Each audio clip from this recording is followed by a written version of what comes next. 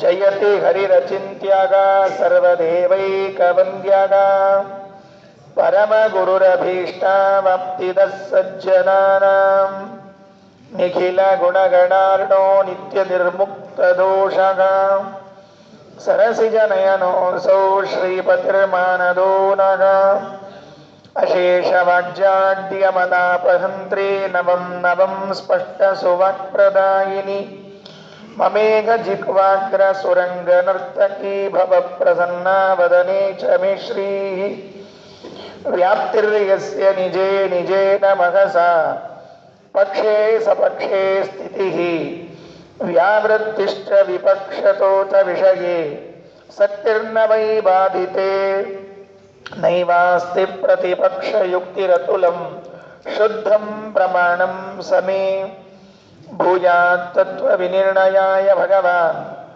ಆನಂದತೀರ್ಥೋ ಮುನಿಃ ವಾಣಿತೆ ಕರವಾಣ್ಯಂಬ ಚರಣೋ ಹೃದಿ ಸರ್ವದಾ ಮದ್ವಾಕ್ಯ ಸರಣಿರ್ಭೂಯಾತ್ ಶ್ರೀಮದಾಚಾರ್ಯ ಭಾವಗ ನಮೋಸ್ತು ತಾತ್ವಿಕಾ ದೇವಾಃ ವಿಷ್ಣುಭಕ್ತಿಪರಾಯಣಾಃ ಧರ್ಮಮಾರ್ಗೇ ಪ್ರೇರಯಂತು ಭವಂತಃ ಸರ್ವ ಏವ ಹಿ ಯಸ್ಯ ವಾಕ್ ಕಾಮಧೇನುರ್ನಃ ಕಾಮಿತಾರ್ಥಾನ್ ಪ್ರಯಚ್ಛತಿ ಸೇವೇತಂ ಜಯ ಯೋಗೀಂದ್ರಂ ಕಾಮಬಾಣಚ್ಛಿದಂ ಸದಾ ಅಸ್ಮದ್ಗುರುಸಮಾರಂಭಾಂ ಟೀಕಾಕೃತ್ಪಾದಮಧ್ಯಗಾಂ ಶ್ರೀಮದಾಚಾರ್ಯಪರ್ಯಂತಾಂ ವಂದೇ ಗುರುಪರಂಪರಾಂ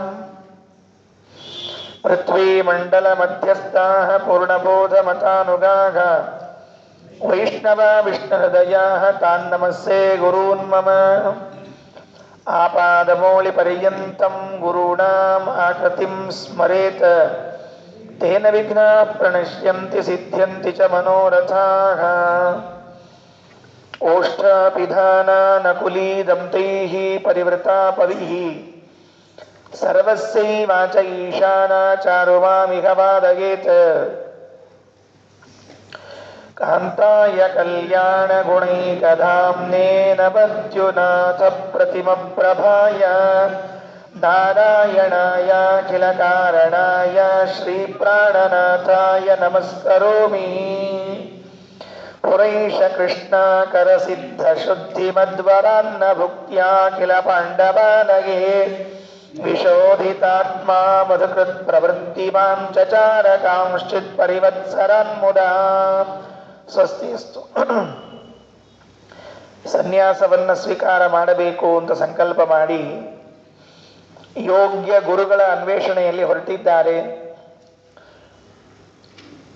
ವಾಸುದೇವನಿಗೆ ಸನ್ಯಾಸ ನೀಡಿದ ಗುರುಗಳು ಅಚ್ಯುತ ಪ್ರೇಕ್ಷ ತೀರ್ಥರು. ಇವರು ಯಾವ ಪರಂಪರೆಯಲ್ಲಿ ಬಂದಿದ್ರು ಅಂತನ್ನುವುದನ್ನು ನಿನ್ನೆ ಸಂಕ್ಷೇಪದಲ್ಲಿ ಹೇಳಿದ್ದೇನೆ.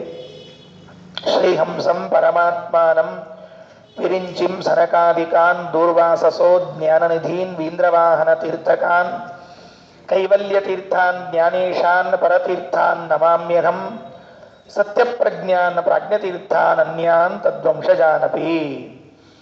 ಇದು ಹಂಸನಾಮಕ ಪರಮಾತ್ಮನ ಪೀಠ. ಈ ಪೀಠದಲ್ಲಿ ಕುಳಿತವರು ಅನೇಕ ಜನರು. ಚತುರ್ಮುಖ ಬ್ರಹ್ಮದೇವರು, ಸನಕಾದಿಗಳು, ದೂರ್ವಾಸರು ಎಲ್ಲ ಮಹಾನುಭಾವರು ಪೀಠದಲ್ಲಿ ಕುಳಿತದ್ದು.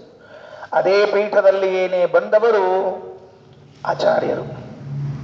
ಸನ್ಯಾಸವನ್ನು ಸ್ವೀಕಾರ ಮಾಡಬೇಕಾಗಿದ್ರೆ ಯೋಗ್ಯ ಪರಂಪರೆಯಲ್ಲಿ ಇದ್ದವರಲ್ಲಿ ಸನ್ಯಾಸ ಸ್ವೀಕಾರ ಮಾಡಬೇಕು. ಗುರುಗಳನ್ನು ಹುಡುಕಿಕೊಂಡು ಬಂದಿದ್ದಾರೆ. ಸರಿಯಾಗಿ ಗುರುಗಳು ಅನಂತಾಸನಲ್ಲಿ ಸೇವೆಯನ್ನ ಮಾಡ್ತಾ ಇದ್ದಾರೆ. ಯಾಕೆ ಅಂದ್ರೆ ಅವರ ಗುರುಗಳು ಅವರಿಗೆ ಒಂದು ಮಾತನ್ನ ಉಪದೇಶ ಮಾಡಿದ್ರು ಅಂತ ಮುಂದೆ ಕೇಳ್ತೇವೆ. ಅಚ್ಯುತ ಪ್ರೇಕ್ಷಾಚಾರ್ಯರು ಅಧ್ಯಯನ ಮಾಡಿದ್ದು ಮಾಯಾವಾದವನ್ನ, ಸಂದೇಹ ಇಲ್ಲ. ಅವರು ಅಧ್ಯಯನ ಮಾಡಿದ್ದು ಶಾಂಕರ ಭಾಷ್ಯವನ್ನೇ ಅಧ್ಯಯನ ಮಾಡಿದ್ದಾರೆ. ಬ್ರಹ್ಮಸೂತ್ರಗಳಿಗೆ, ಉಪನಿಷತ್ತುಗಳಿಗೆ ಶಾಂಕರ ಭಾಷ್ಯವನ್ನೇ ಅಧ್ಯಯನ ಮಾಡಿದ್ದಾರೆ. ಶ್ರೀಮದಾಚಾರ್ಯರ ಗ್ರಂಥಗಳು ಇನ್ನೂ ರಚನೆ ಆಗಿಲ್ಲವಾದ್ದರಿಂದಾಗಿ ಅವುಗಳ ಅಧ್ಯಯನ ಮಾಡುವ ಪ್ರಸಂಗವಿಲ್ಲ. ಮಾಯಾವಾದವನ್ನೇ ಅಧ್ಯಯನ ಮಾಡಿದ್ರೂ ಕೂಡ ಮಾಯಾವಾದ ಶಾಸ್ತ್ರಕ್ಕೆ ಸಂಬಂಧಿಸದೇ ಇರುವಂತಹ ವಿಷಯ ಯಾವುದು ಅಂದರೆ ದೇವರ ಸೇವೆ. ಇದು ಮಾಯಾವಾದದಲ್ಲಿ ಹೊಂದೋದಿಲ್ಲ. ಯಾಕೆ ಅಂದರೆ ಅಲ್ಲಿ ಅಹಂ ಬ್ರಹ್ಮಾಸ್ಮಿ, ನಾನೇ ದೇವರಾಗಿ ಬಿಟ್ಟಿದ್ದೇನೆ, ನಾನೇ ದೇವರಾದಾಗ ಪಂಚಾಮೃತ ಮಾಡುವುದೇನು, ನಮಸ್ಕಾರ ಮಾಡುವುದೇನು ಅಂತ ಕೇಳಿದರೆ ಇದಕ್ಕೆಲ್ಲ ಮತ್ತೆ ಕಥೆಗಳನ್ನು ಕಟ್ತಾ ಹೋಗ್ತಾರೆ. ಕಾಕಕ್ಕ ಗುಬ್ಬಕ್ಕ ಕಥೆಗಳನ್ನೆಲ್ಲ ಹೇಳ್ತಾ ಹೋಗ್ತಾರೆ. ಓದಿದರೆ ಬಹಳ ವಿಚಿತ್ರವಾಗಿ ಅನಿಸ್ತದೆ. ಎಂತಹ ಪ್ರಾಜ್ಞರು ಮರಳಾಗಬೇಕು ಅಂತಹ ಶಾಸ್ತ್ರವನ್ನು ರಚನೆ ಮಾಡಿದ್ದಾರೆ ಮಾಯಾವಾದ. ಅದರಲ್ಲಿ ಕೆಲವು ಪ್ರಮೇಯಗಳು ಬರ್ತದೆ ಮುಂದಿನ ಶ್ಲೋಕಗಳಲ್ಲಿ, ಮುಂದಿನ ಸರ್ಗಗಳಲ್ಲಿ, ಆವಾಗ ಅದರ ವಿಸ್ತಾರವನ್ನು ಮಾಡ್ತೇನೆ. ಪರಮಾದ್ಭುತವಾದ ವಕ್ತೃತ್ವ, ಸಂದೇಹ ಇಲ್ಲ. ಅವರ ಮಾತಿನ ಮೋಡಿಗೆ ಎಂಥವರೂ ಬಲಿಯಾಗಿ ಬಿಡುತ್ತಾರೆ. ಅಂತಹ ಮಾಯಾವಾದವನ್ನೇ ಅಧ್ಯಯನ ಮಾಡ್ತಾ ಇದ್ದವರು ಅಚ್ಯುತ ಪ್ರೇಕ್ಷ ತೀರ್ಥರು. ಇಲ್ಲೊಂದು ಸಣ್ಣ ಭಾವಪ್ರಕಾಶಕ ಇದೆ. ಅಚ್ಯುತ ಪ್ರೇಕ್ಷ ತೀರ್ಥರು ಅಂತ ಹೇಳುವಾಗ ಒಂದು ಭಾವಪ್ರಕಾಶಕ ಇದೆ. ಜನೋಚ್ಯುತ ಪ್ರೇಕ್ಷ ಮುದಾಹರ ಸ್ಫುಟಂ ಅಂತನ್ನುವಲ್ಲಿ ಒಂದು ಭಾವಪ್ರಕಾಶಕ ಇದೆ. ಪ್ರೇಕ್ಷ ಪ್ರಜ್ಞಾ ಇತಿ ಅಂತ ಬರೆದಿದ್ದಾರೆ. ಇದನ್ನ ಹೇಗೆ ತಪ್ಪು ಅರ್ಥ ಮಾಡಿಕೊಳ್ಳುತ್ತಾರೆ ಇವತ್ತಿನ ವ್ಯಾಖ್ಯಾನಕಾರರು ಅಂತ ಒಂದು ಮಾತು ಹೇಳಬೇಕಾಗಿದೆ. ಅಲ್ಲಿ ಇದ್ದದ್ದೇನು ಅಂದ್ರೆ ಪ್ರೇಕ್ಷ ಅಂತ ಇದೆ, ಅದಕ್ಕೆ ನಾರಾಯಣ ಪಂಡಿತಾಚಾರ್ಯರು ಪ್ರಜ್ಞಾ ಅಂತ ಬರೆದಿದ್ದಾರೆ. ಅದಕ್ಕೆ ಇವರೇನು ಅರ್ಥ ಬರೆದು ಬಿಟ್ರು ಯಾರು ಅಂತ ಹೇಳೋದಿಲ್ಲ. ಯಾಕೆಂದ್ರೆ ಹೇಳಿದ್ರೆ ಸುಮ್ಮನೆ ಅದು ಅನಾವಶ್ಯಕವಾಗ್ತದೆ, ಆದ್ದರಿಂದ ಹೇಳೋದಿಲ್ಲ. ನಿಮಗೆ ಅರ್ಥ ಆಗತ್ತೆ ಯಾರು ಹಾಗೆ ಅರ್ಥ ಮಾಡಿದವರು ಅಂತ. ಅವರು ಅರ್ಥ ಬರೀತಾರೆ. ಆಚಾರ್ಯರ ಗುರುಗಳ ಹೆಸರೇನು ಅಂದ್ರೆ ಅಚ್ಯುತ ಪ್ರೇಕ್ಷ ತೀರ್ಥರಲ್ಲ, ಅಚ್ಯುತ ಪ್ರಜ್ಞ ತೀರ್ಥರು. ಯಾಕೆ ಅಂದ್ರೆ ನಾರಾಯಣ ಪಂಡಿತಾಚಾರ್ಯರು ಪ್ರೇಕ್ಷ ಅನ್ನೋ ಶಬ್ದಕ್ಕೆ ಪ್ರಜ್ಞಾ ಅಂತ ಬರೆದಿದ್ದಾರಾದ್ದರಿಂದ ಶ್ಲೋಕ ಸರಿ ಹೋಗಬೇಕು ಅಂತ ಪ್ರೇಕ್ಷ ಅಂತ ಹಾಕಿದ್ದಾರೆ. ಇಲ್ಲದೆ ಇದ್ರೆ ಪ್ರಜ್ಞಾ ಅಂತ ಹಾಕ್ತಿದ್ರು. ಹೇಗೆ ಸತ್ಯ ಪ್ರಜ್ಞಾ, ಪ್ರಾಜ್ಞ ತೀರ್ಥ, ಅಚ್ಯುತ ಪ್ರಜ್ಞಾ, ಪೂರ್ಣ ಪ್ರಜ್ಞಾ, ನೋಡಿ ಎಷ್ಟು ಚೆನ್ನಾಗಿ ಹೊಂತದೆ ಅಂತ ಹೇಳಿ ಜನರಿಗೆ ಕಣ್ಣಿಗೆ ಮಣ್ಣೆರಚುವ ಕೆಲಸವನ್ನ ಮಾಡಿ ಅಚ್ಯುತ ಪ್ರಜ್ಞ ತೀರ್ಥರು ಅಂತ ಅವರ ಹೆಸರು ಅಂತ ಒಬ್ಬರು ವ್ಯಾಖ್ಯಾನ ಮಾಡಿದ್ದಾರೆ. ಸುಮಧ್ವ ವಿಜಯವೂ ಅರ್ಥ ಆಗಿಲ್ಲ, ಭಾವಪ್ರಕಾಶಿಕೆಯಂತೂ ಸುತರಾಮ್ ಅರ್ಥ ಆಗಿಲ್ಲ. ಹೀಗೆ ಅರ್ಥ ಆಗದೇ ಇದ್ದವರೆಲ್ಲ ಮಧ್ವಶಾಸ್ತ್ರಕ್ಕೆ ವ್ಯಾಖ್ಯಾನ ಬರೆದವರು ನಮ್ಮಲ್ಲಿ ಹೆಚ್ಚು. ಪ್ರೇಕ್ಷ ಅಂತಂದ್ರೆ ಪ್ರತ್ಯಕ್ಷ ಅಂತ ಅರ್ಥ, ನೆನಪಿಟ್ಟುಕೊಳ್ಳಿ. ಪ್ರೇಕ್ಷ ಅಂದ್ರೆ ಕಣ್ಣಿನಿಂದ ನೋಡುವುದು. ಅಚ್ಯುತ ಪ್ರೇಕ್ಷ ಅಂತ ಬರೆದಾಗ, ಅವರ ಹೆಸರನ್ನು ಹೇಳಿದಾಗ ಜನರಿಗೆ ಏನು ಅನಿಸುವ ಸಂಭವ ಇದೆ ಅಂದ್ರೆ ಹರಿಯ ಸಾಕ್ಷಾತ್ಕಾರ ಮಾಡಿಕೊಂಡವರೇನೋ ಅನಿಸುವ ಒಂದು ಸಂಶಯ ಬರಲಿಕ್ಕೆ ಅವಕಾಶ ಇದೆ. ಯಾಕೆ ಅಚ್ಯುತ ಪ್ರೇಕ್ಷ, ಭಗವಂತನ ಕಂಡವರು ಅಂತ. ಅದು ಅಲ್ಲ ಅಂತ ತಿಳಿಸುವುದಕ್ಕಾಗಿ ನಾರಾಯಣ ಪಂಡಿತಾಚಾರ್ಯರು ಭಾವಪ್ರಕಾಶಿಕೆಯಲ್ಲಿ ಪ್ರೇಕ್ಷ ಅಂದ್ರೆ ಪ್ರಜ್ಞಾ, ಜ್ಞಾನ, ಅಚ್ಯುತನ ಜ್ಞಾನವುಳ್ಳವರು ಅಂತ ಅರ್ಥ ಮಾಡಿಕೊಳ್ಳ್ರಿ ಅಂತ ಬರೆದಿದ್ದಾರೆ. ಯಾಕೆ ಅಂದ್ರೆ ಭಗವಂತನ ಸಾಕ್ಷಾತ್ಕಾರ ಅವರಿಗೆ ಆಗಿಬಿಟ್ಟಿತ್ತು ಅಂತಾದ್ರೆ ಸೇವೆ ಮಾಡುವುದಾಗಲಿ, ಶ್ರೀಮದ್ ಆಚಾರ್ಯರು ಶಾಸ್ತ್ರ ರಚನೆ ಮಾಡುವುದಾಗಲಿ ವ್ಯರ್ಥ ಆಗ್ಬಿಡ್ತಿತ್ತು. ಹಾಗರ್ಥ ಅಲ್ಲ. ಅಚ್ಯುತ ಪ್ರೇಕ್ಷರು ಅಂದ್ರೆ ಭಗವಂತನ ಜ್ಞಾನವುಳ್ಳವರು, ಅವರ ಹೆಸರಿದ್ದವರು ಅಂತ.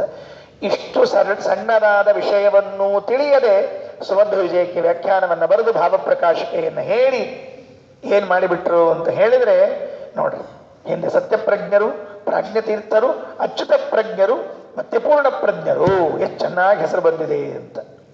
ಇದು ಯಾರ ವ್ಯಾಖ್ಯಾನ ಅಂತ ನಾನು ಹೇಳೋ ಅವಶ್ಯಕತೆ ಇಲ್ಲ. ಇಂತಹ ಅಬದ್ಧ ವ್ಯಾಖ್ಯಾನಕಾರರು ಜಗತ್ತಿನಲ್ಲಿ ನೂರಾರು ಮಂದಿ ಇದ್ದಾರೆ. ಇದು ಹೇಗಾಯಿತು ಅಂತ ಕೇಳಿದ್ರೆ ಶಂಕರ ಭಾಷ್ಯದಲ್ಲಿ ಆನಂದಮಯಾಧಿಕರಣದಲ್ಲಿ ಹೇಳುವಾಗ ಹೀಗೆ ಹೇಳುತ್ತಾರೆ. ಒಂದೆರಡು ಕೋಶ, ಒಂದೆರಡು ಭಗವಂತ, ಒಂದೆರಡು ಇವು ಅಂತ ಹೇಳಿ ಎಲ್ಲ ಅವ್ಯವಸ್ಥೆಯನ್ನು ಹಿಡಿಸಿದ ವ್ಯಕ್ತಿ ಇವರೆಲ್ಲ. ಹಾಗರ್ಥ ಇಲ್ಲವೇ ಇಲ್ಲ. ಪ್ರೇಕ್ಷ ಅನ್ನೋ ಶಬ್ದಕ್ಕೆ ಪ್ರಜ್ಞಾ, ಜ್ಞಾನವುಳ್ಳವರು, ಸಾಕ್ಷಾತ್ಕಾರವುಳ್ಳವರಲ್ಲ ಅನ್ನುವ ಸ್ಪಷ್ಟೀಕರಣವನ್ನು ಮಾಡಿದ್ದಾರೆ ನಾರಾಯಣ ಪಂಡಿತಾಚಾರ್ಯ. ಇವರ ಹಿಂದಿನ ಜನ್ಮ ಯಾವುದೋ ಒಂದು ಹಿಂದಿನ ಜನ್ಮ ಅಂತೇನಿಲ್ಲ. ಒಟ್ಟು ಒಂದು ಜನ್ಮದಲ್ಲಿ ಅವರೇನಾಗಿದ್ರು. ಯಾಕೆ ನಾನು ಹೀಗೆ ಹೇಳ್ತಾ ಇದ್ದೀನಿ ಅಂದ್ರೆ ಪುರಾ ಅಂತ ಶಬ್ದ ಇದೆ. ಪುರಾ ಏಷಃ ಕೃಷ್ಣ ಕರ ಸಿದ್ಧ ಶುದ್ಧಿ ಮತ್ತು ವರ ಅನ್ನಭುಕ್ತ್ಯ. ಹಿಂದಕ್ಕೆ ಇವರು ದ್ರೌಪದಿ ದೇವಿಯ ಕೈಯಲ್ಲಿ ಊಟ ಮಾಡಿದ್ರು. ಹಿಂದಕ್ಕೆ ಅಂತಿಷ್ಟೇ ಇದೆ, ಹಿಂದಿನ ಜನ್ಮ ಅಂತೇನಂದಿಲ್ಲ. ನಮ್ಮ ಅಭಿಪ್ರಾಯ ಹಿಂದಿನ ಜನ್ಮ ಅಂತ ನಮ್ಮ ಅಭಿಪ್ರಾಯ, ಅದು ಹಾಗೇನಿಲ್ಲ. ಯಾಕೆ ಅಂದ್ರೆ ಸುಮ್ಮನೆ ಹೀಗಿರಬೇಕು ಅಂತೇನಿಲ್ಲ, ಹೀಗೊಂದು ಅಭಿಪ್ರಾಯ ಉಂಟು. ಪಾಂಡವರಾದ ಮೇಲೆ ಈಗ ಶ್ರೀಮದಾಚಾರ್ಯವರೆಗೆ ಅಂದ್ರೆ ಒಂದು 5-6 ಸಾವಿರ ವರ್ಷಗಳು ಕಳೆದಿದೆ. 5-6 ಸಾವಿರ ವರ್ಷಗಳಲ್ಲಿ 1-2 ಜನ್ಮ ಆದರೂ ಆಗಿರುವ ಚಾನ್ಸಸ್ ಇದೆ. ಯಾಕೆಂದ್ರೆ ಒಬ್ಬ ವ್ಯಕ್ತಿ ಒಂದು ಸರ್ತಿ ಹುಟ್ಟಿ 100 ವರ್ಷ ಆದಮೇಲೆ ಕಳೆದ ಮೇಲೆ ಮತ್ತೆ ಹುಟ್ಟಿ ಬರ್ಲಿಕ್ಕೆ ಅವಕಾಶ ಉಂಟು. 5-6 ಸಾವಿರ ವರ್ಷದಲ್ಲಿ ಹಿಂದೆ ಇದ್ದವರು ಮತ್ತೆ ಇದೇ ಜನ್ಮದಲ್ಲಿ ಬಂದಿದ್ದಾರೆ ಅಂತೇನಿಲ್ಲ. ಒಟ್ಟಿನಲ್ಲಿ ಒಂದು ಜನ್ಮದಲ್ಲಿ ಪುರಾ ಕೃಷ್ಣಾಕರ ಸಿದ್ಧ ಶುದ್ಧಿಮತ್ವರಾನ್ನ ಭುಕ್ತಿಯ. ದ್ರೌಪದಿ ಅನ್ನಲ್ಲ, ದ್ರೌಪದಿ ಅನ್ನಲ್ಲ, ಭಾರತಿ ಅಂತನ್ನಲ್ಲ. ಯಾರ ಹೆಸರು ಹೇಳ್ತಾರೆ? ಅಡಿಗೆ ಮಾಡಿದವಳು ಯಾರು ಅಂತ ಕೇಳಿದ್ರೆ ಕೃಷ್ಣ ಕರ ಸಿದ್ಧ ಶುದ್ಧಿಮತ್ವರಾನ್ನ ಭುಕ್ತಿಯ, ಕೃಷ್ಣ ಅಂತ ಹೇಳ್ತಾರೆ. ನಾರಾಯಣ ಪಂಡಿತಾಚಾರ್ಯರು ದ್ರೌಪದಿ ದೇವಿಯ ಇನ್ನೊಂದು ಹೆಸರನ್ನ ಕರೀತಾರೆ ಕೃಷ್ಣ ಅಂತ ತಿಳಿದುಕೊಂಡು. ಯಾಕೆ ಅಂದ್ರೆ ಆ ಹೆಸರಿನ ಹೊಟ್ಟಿಗೆ ಇನ್ನೊಬ್ಬನ ಹೆಸರು ಸ್ಮರಣೆಗೆ ಬರ್ತಿರ್ತದೆ. ಯಾರದ್ದು? ಕೃಷ್ಣನ ಹೆಸರು ಸ್ಮರಣೆಗೆ ಬರ್ತದೆ. ಕೃಷ್ಣನ ಸಂಪರ್ಕ ಇರುವ ಕೃಷ್ಣೆಯ ಕೈಯಿಂದ ಅಡಿಗೆ ಮಾಡಿದಾಗ ಊಟ ಮಾಡಲ್ಪಟ್ಟವರು ಅಂತ. ನೋಡ್ರಿ ಎಷ್ಟು ಚೆನ್ನಾಗಿದೆ. ಈ ಅನುಸಂಧಾನವನ್ನು ನಾವು ಮಾಡಬೇಕು. ಕೃಷ್ಣ ದ್ರೌಪದಿ ದೇವಿ ಅವಳ ಕೈಯಿಂದ ಅಡಿಗೆ ಅಂದ್ರೆ ಏನು ಅರ್ಥ ಆಗೋದಿಲ್ಲ. ಕೃಷ್ಣನ ಸಂಪರ್ಕಕ್ಕೆ ಒಳಗಾದ ಸಂಬಂಧವಿರಿಸಿಕೊಂಡವಳ ಅಡಿಗೆ ಮಾಡಿದ್ದು ಅಂದ್ರೆ ಮನಸ್ಸಿನಲ್ಲಿ ಕೃಷ್ಣನ ಸ್ಮರಣೆಯನ್ನು ಮಾಡ್ತಾ ಅಡಿಗೆ ಮಾಡ್ತಾ ಇದ್ಲು ಅಂತ ಒಂದು ಅರ್ಥ ಹೊರಡಿಸಬಹುದು ಸುಲಭವಾಗಿ. ಕೃಷ್ಣೇ ಅಂದ್ರೆ ಕೃಷ್ಣನನ್ನ ಮನಸಾ ನೆನೆಸ್ತಾ ಇದ್ದವಳು. ಹಾಗಾಗಿ ಅಡಿಗೆ ಮಾಡುವಾಗ ಭಗವತ್ ಸ್ಮರಣೆಯನ್ನ ಮಾಡ್ತಾ ಅಡಿಗೆ ಮಾಡ್ತಾ ಇದ್ಲು.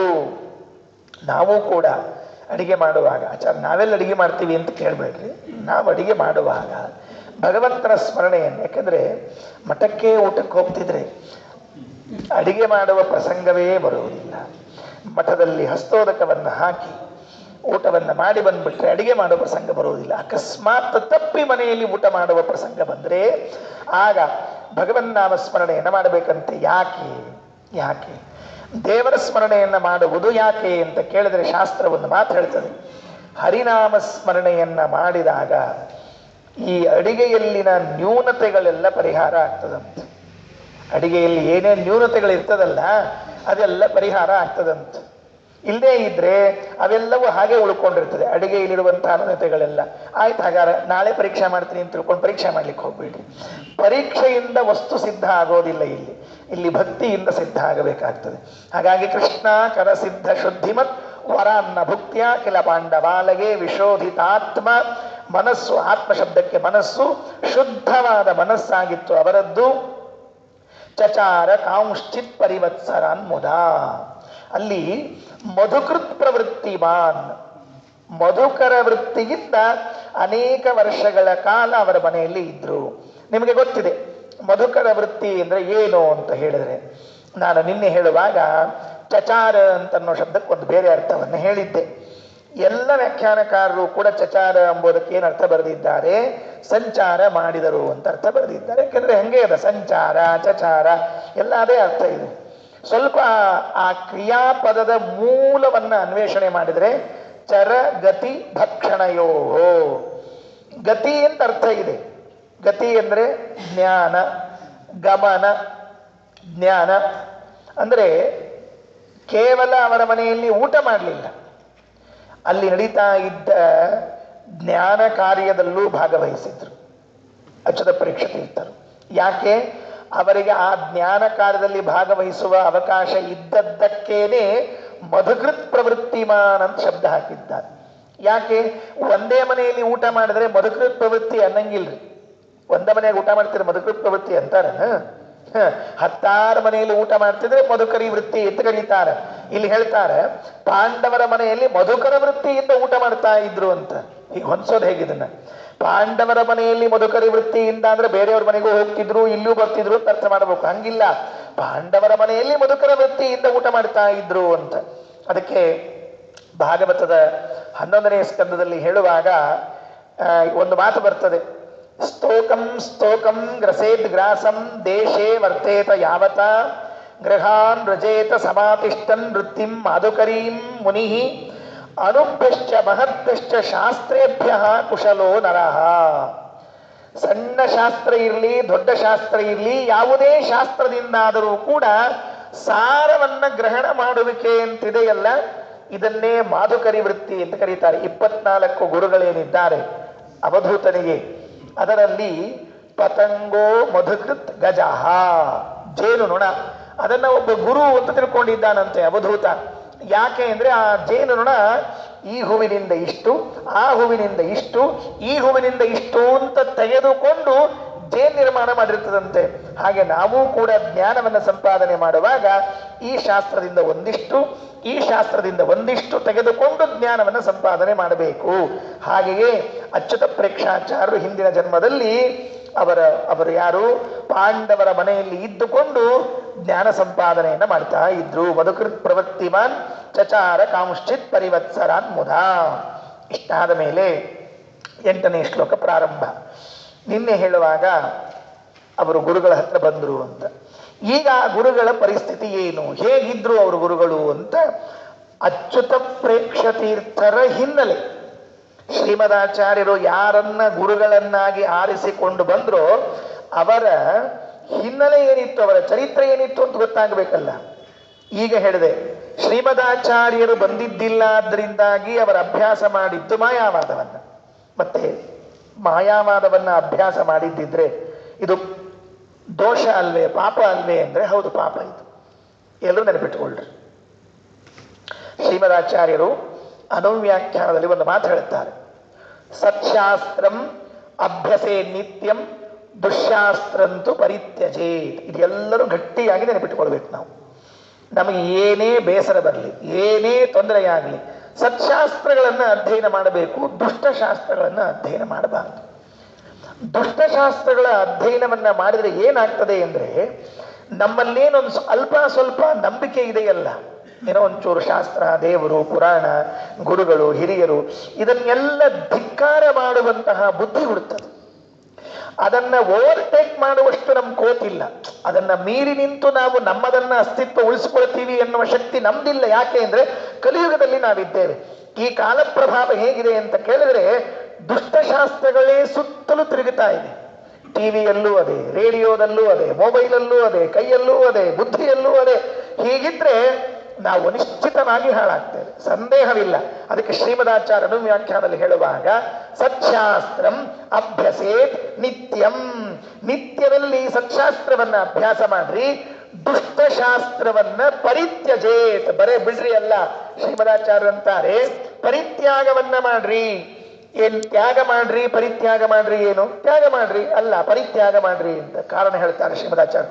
ಶ್ರೀಮದ್ ಟೀಕಾಕೃತ್ಪಾದರು ನ್ಯಾಯಸುಧೆಯಲ್ಲಿ ಹೇಳ್ತಾರೆ, ಹೇಗೆ ಕಳ್ಳತನ ಮಾಡಿದರೆ ಅದಕ್ಕೆ ಪಾಪ ಅಂತ ಕರಿತೀವಿ ಅಲ್ವಾ, ಶಿಕ್ಷೆ ಉಂಟು. ಸುಳ್ಳು ಹೇಳಿದರೆ ಶಿಕ್ಷೆ ಉಂಟು. ಸ್ವರ್ಣ ಸ್ಥೇಯವನ್ನ ಮಾಡಿದರೆ, ಬಂಗಾರವನ್ನ ಕದ್ರೆ, ಸುರಾಪಾನ ಮಾಡಿದರೆ, ಇದೆಲ್ಲ ಹೇಗಿದೆಯಲ್ಲ ಹಾಗೆ ದುಷ್ಟಶಾಸ್ತ್ರವನ್ನ ಅಧ್ಯಯನ ಮಾಡುವುದು ಪಾಪದಲ್ಲಿ ಬರ್ತದಂತೆ. ಯಾವ ಪಾಪದಲ್ಲಿ ಬರ್ತದೆ ಗೊತ್ತಾ? ಹೆಂಡ ಕುಡಿದ್ರೆ ಏನಾಗ್ತದಲ್ಲ ಅದೇ ಸಮಾನವಾದ ಪಾಪ ದುಷ್ಟಶಾಸ್ತ್ರವನ್ನ ಅಭ್ಯಾಸ ಮಾಡಿದ್ರೆ ಬರ್ತದಂತೆ. ಇದು ಶ್ರೀಮದಾಚಾರ್ಯರ ಸಿದ್ಧಾಂತ. ಯಾರು ಒಪ್ಪುವುದು ಬಿಡುವುದು ಅವರವರ ಪ್ರಾರಬ್ಧಕ್ಕೆ ಬಿಟ್ಟದ್ದು, ಅವರವರ ಕರ್ಮಕ್ಕೆ ಬಿಟ್ಟದ್ದು. ಆದರೆ ಶ್ರೀಮದಾಚಾರ್ಯ ತಿಳಿಸಿದ್ದು ಸತ್ಶಾಸ್ತ್ರ ಅಭ್ಯಸೇ ನಿತ್ಯಂ ದುಶ್ಶಾಸ್ತ್ರಂತು ಪರಿತ್ಯಜೇತ್.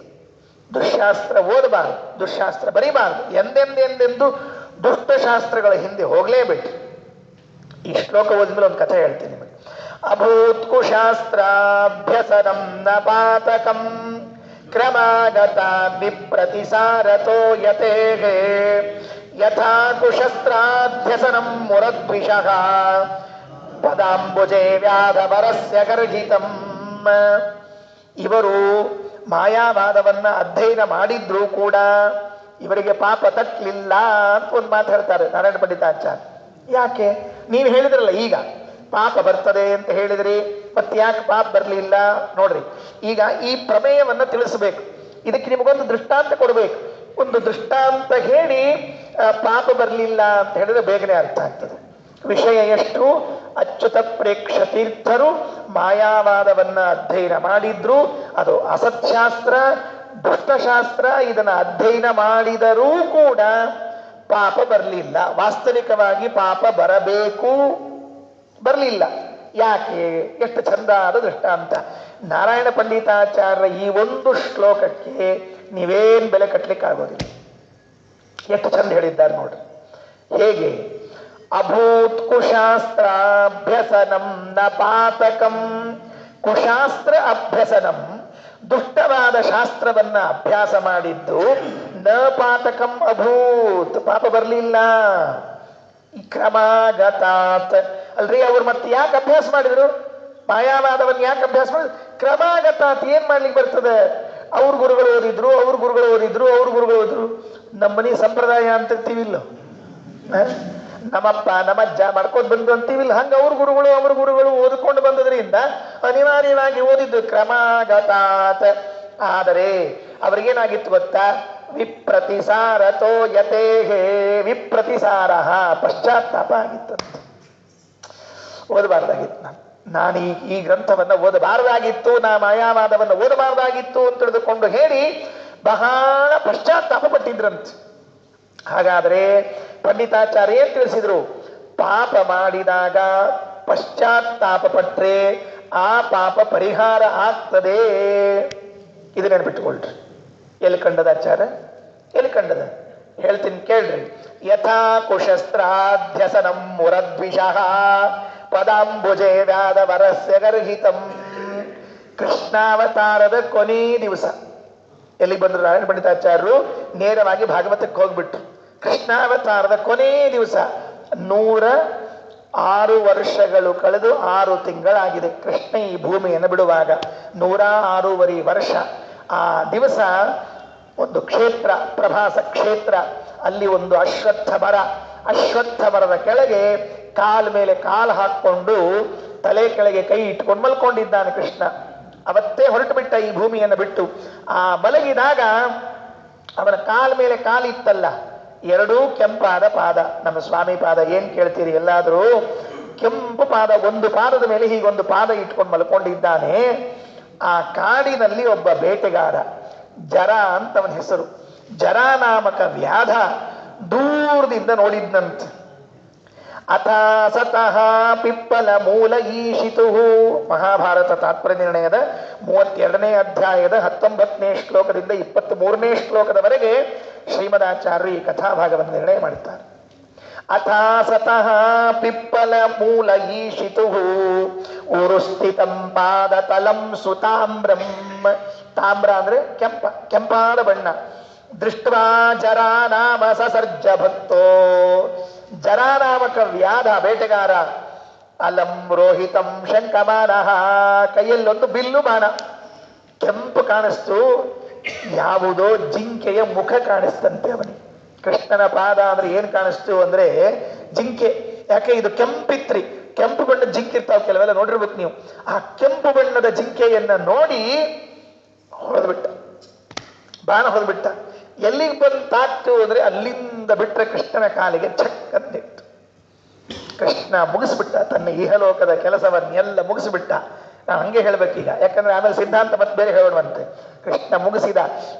ಬಾಣ ಬಿದ್ದಾಗ ಸಾಮಾನ್ಯವಾಗಿ ಜಿಂಕೆಗಳು ತಪ್ಪಿಸಿಕೊಂಡು ಓಡ್ತವೆ, ಸ್ವಭಾವ ಪ್ರಾಣಿಗಳದ್ದು. ಓಡಬೇಕು, ಚೀರಬೇಕು, ಬೀಳಬೇಕು, ಏನೋ ಒಂದಾಗಬೇಕು.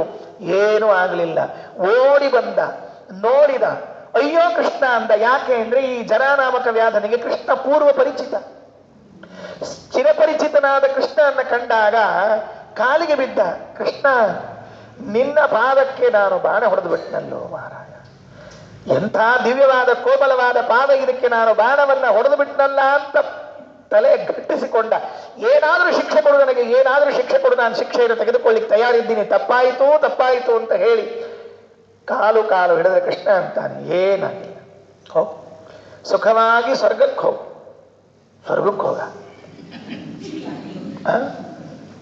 ಕಾಲಿಗೆ ಹೊಡೆದವರಿಗೆ, ಬಡದವರಿಗೆ, ಕಾಲು ತುಳಿದವರಿಗೆ ಎಲ್ಲರಿಗೂ ಸ್ವರ್ಗಕ್ಕೆ ಕಳಿಸೋದು. ಬಸ್ನ್ಯಾಗ, ರೋಡ್ನ್ಯಾಗ ತುಳಿತಿರ್ತ ನೋಡ್ರಿ. ಯಾಕೆ ಹಂಗ ಅನಿಸ್ತದೆ ಅಂತ ನಾವ ನೋಡಿ ಗಾಬರಿ ಆಗ್ಬೇಕು, ಇವನ್ನೆಲ್ಲ ಕಳಿಸೇ ಬಿಡ್ತಾನೆ ಅಂತ ತಿಳ್ಕೊಂಡು ಹೇಳಿ. ತುಳಿದು ಬಿಟ್ರೆ, ಹೊಡೆದ್ರೆ ಹೋಗು. ಮಾಭೈಹಿ ಜರತ್ವಂ, ನೀನ್ ಹೆದರ್ಕೋಬೇಡ, ಹೋಗು. ಹಿಂಗಂದ ವಿಮಾನ ಬಂತು ಸ್ವರ್ಗದಿಂದ. ಕೃಷ್ಣ ಹೇಳಿದ ವಿಮಾನ ಬಂತು. ಸ್ವರ್ಗಕ್ಕೆ ವಿಮಾನ ಬಂದ್ರೆ ಸಶರೀರನಾಗಿ ಸ್ವರ್ಗ ಸೇರಿದ ಜರಾನಾಮಕ ವ್ಯಾಧ. ನೆನಪಿಟ್ಟುಕೊಳ್ರಿ, ಸಶರೀರನಾಗಿ ಸೇರಿದ.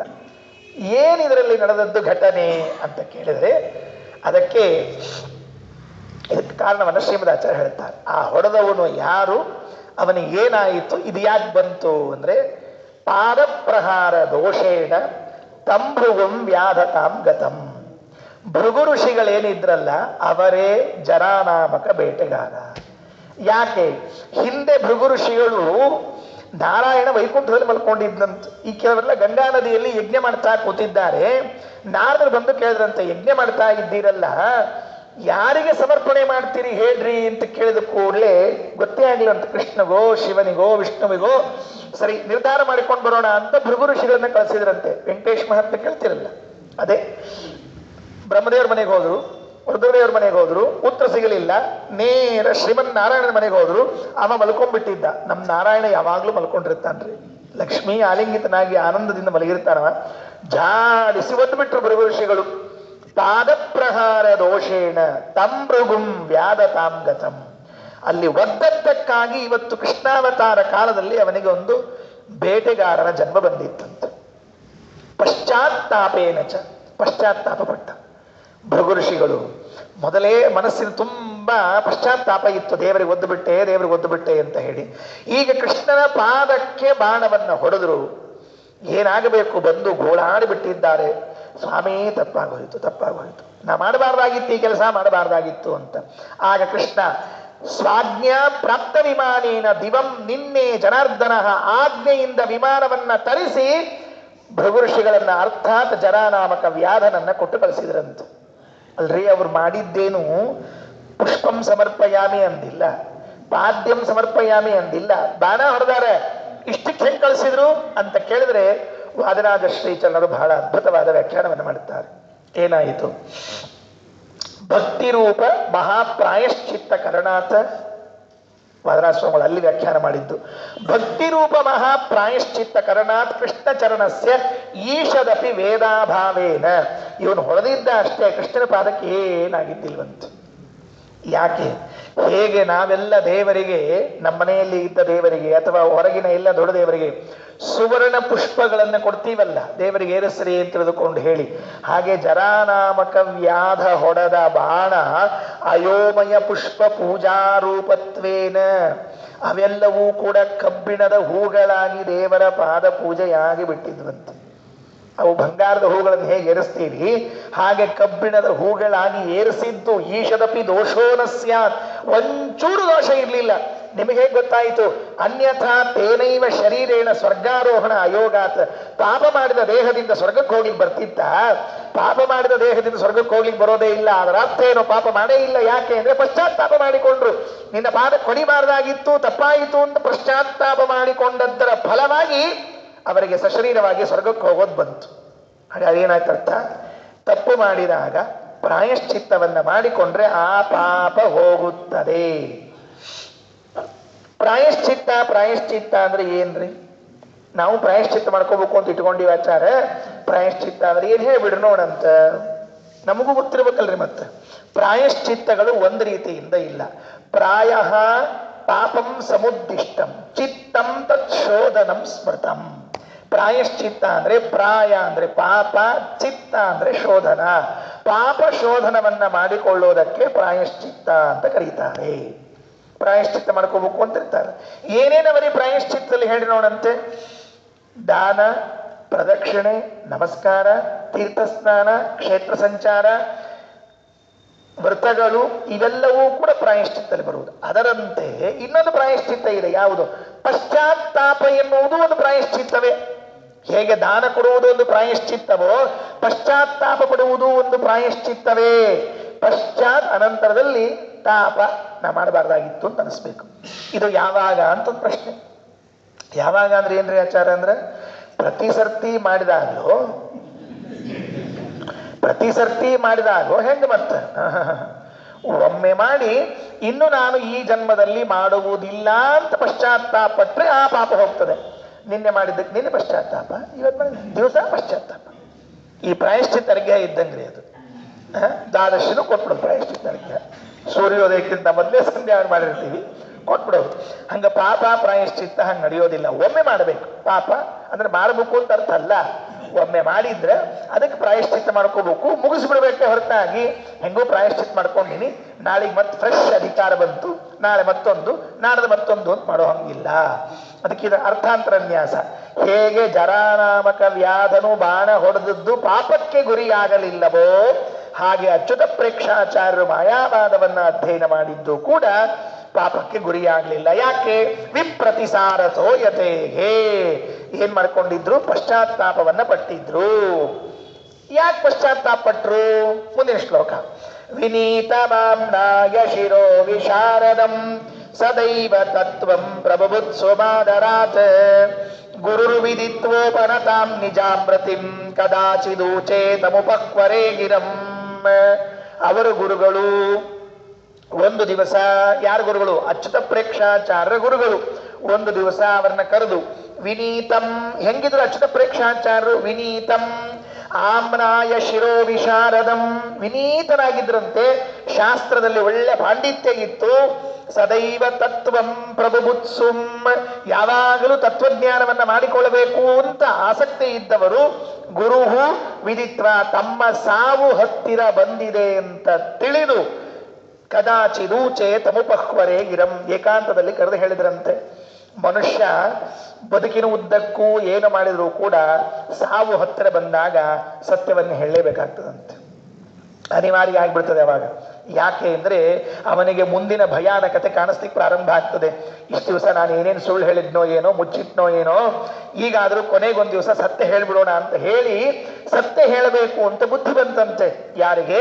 ಅಚ್ಯುತ ಪ್ರೇಕ್ಷಾಚಾರ್ಯ ಗುರುಗಳಿಗೆ. ನೋಡ್ರಿ ಏನೇನಿತ್ತು ಅಚ್ಯುತ ಪ್ರೇಕ್ಷಾಚಾರ್ಯರಲ್ಲಿ? ವಿನಯ, ಶಾಸ್ತ್ರ ವೈದುಷ್ಯ, ತತ್ವ ಜಿಜ್ಞಾಸೆ, ಇವುಗಳೇ ಗುರುಪದೇಶ ಪ್ರಾಪ್ತಿಗೆ ಸಾಧನ. ಗುರುಗಳು ಯಾವಾಗ ಉಪದೇಶ ಮಾಡ್ತಾರೆ? ಶಿಷ್ಯ ವಿನೀತನಾಗಿರಬೇಕು. ಬರೇ ವಿನೀತನಾಗಿದ್ರಲ್ಲ, ಶಾಸ್ತ್ರವನ್ನು ಅರ್ಥ ಮಾಡಿಕೊಳ್ಬೇಕು. ಶಾಸ್ತ್ರ ಅರ್ಥ ಮಾಡಿಕೊಳ್ಳೋದಷ್ಟೇ ಅಲ್ಲ, ತಿಳ್ಕೊಳ್ಬೇಕು ಅನ್ನುವ ಆಸಕ್ತಿ ಇರಬೇಕು. ಅಂದಾಗ ಮಾತ್ರ ಉಪದೇಶ ಮಾಡ್ತಾರೆ. ಹತ್ರ ಬಂದರು, ಕರೆದ್ರು, ಕೂಡಿಸಿದ್ರು. ಏನು ಉಪದೇಶ ಮಾಡಿದ್ರು?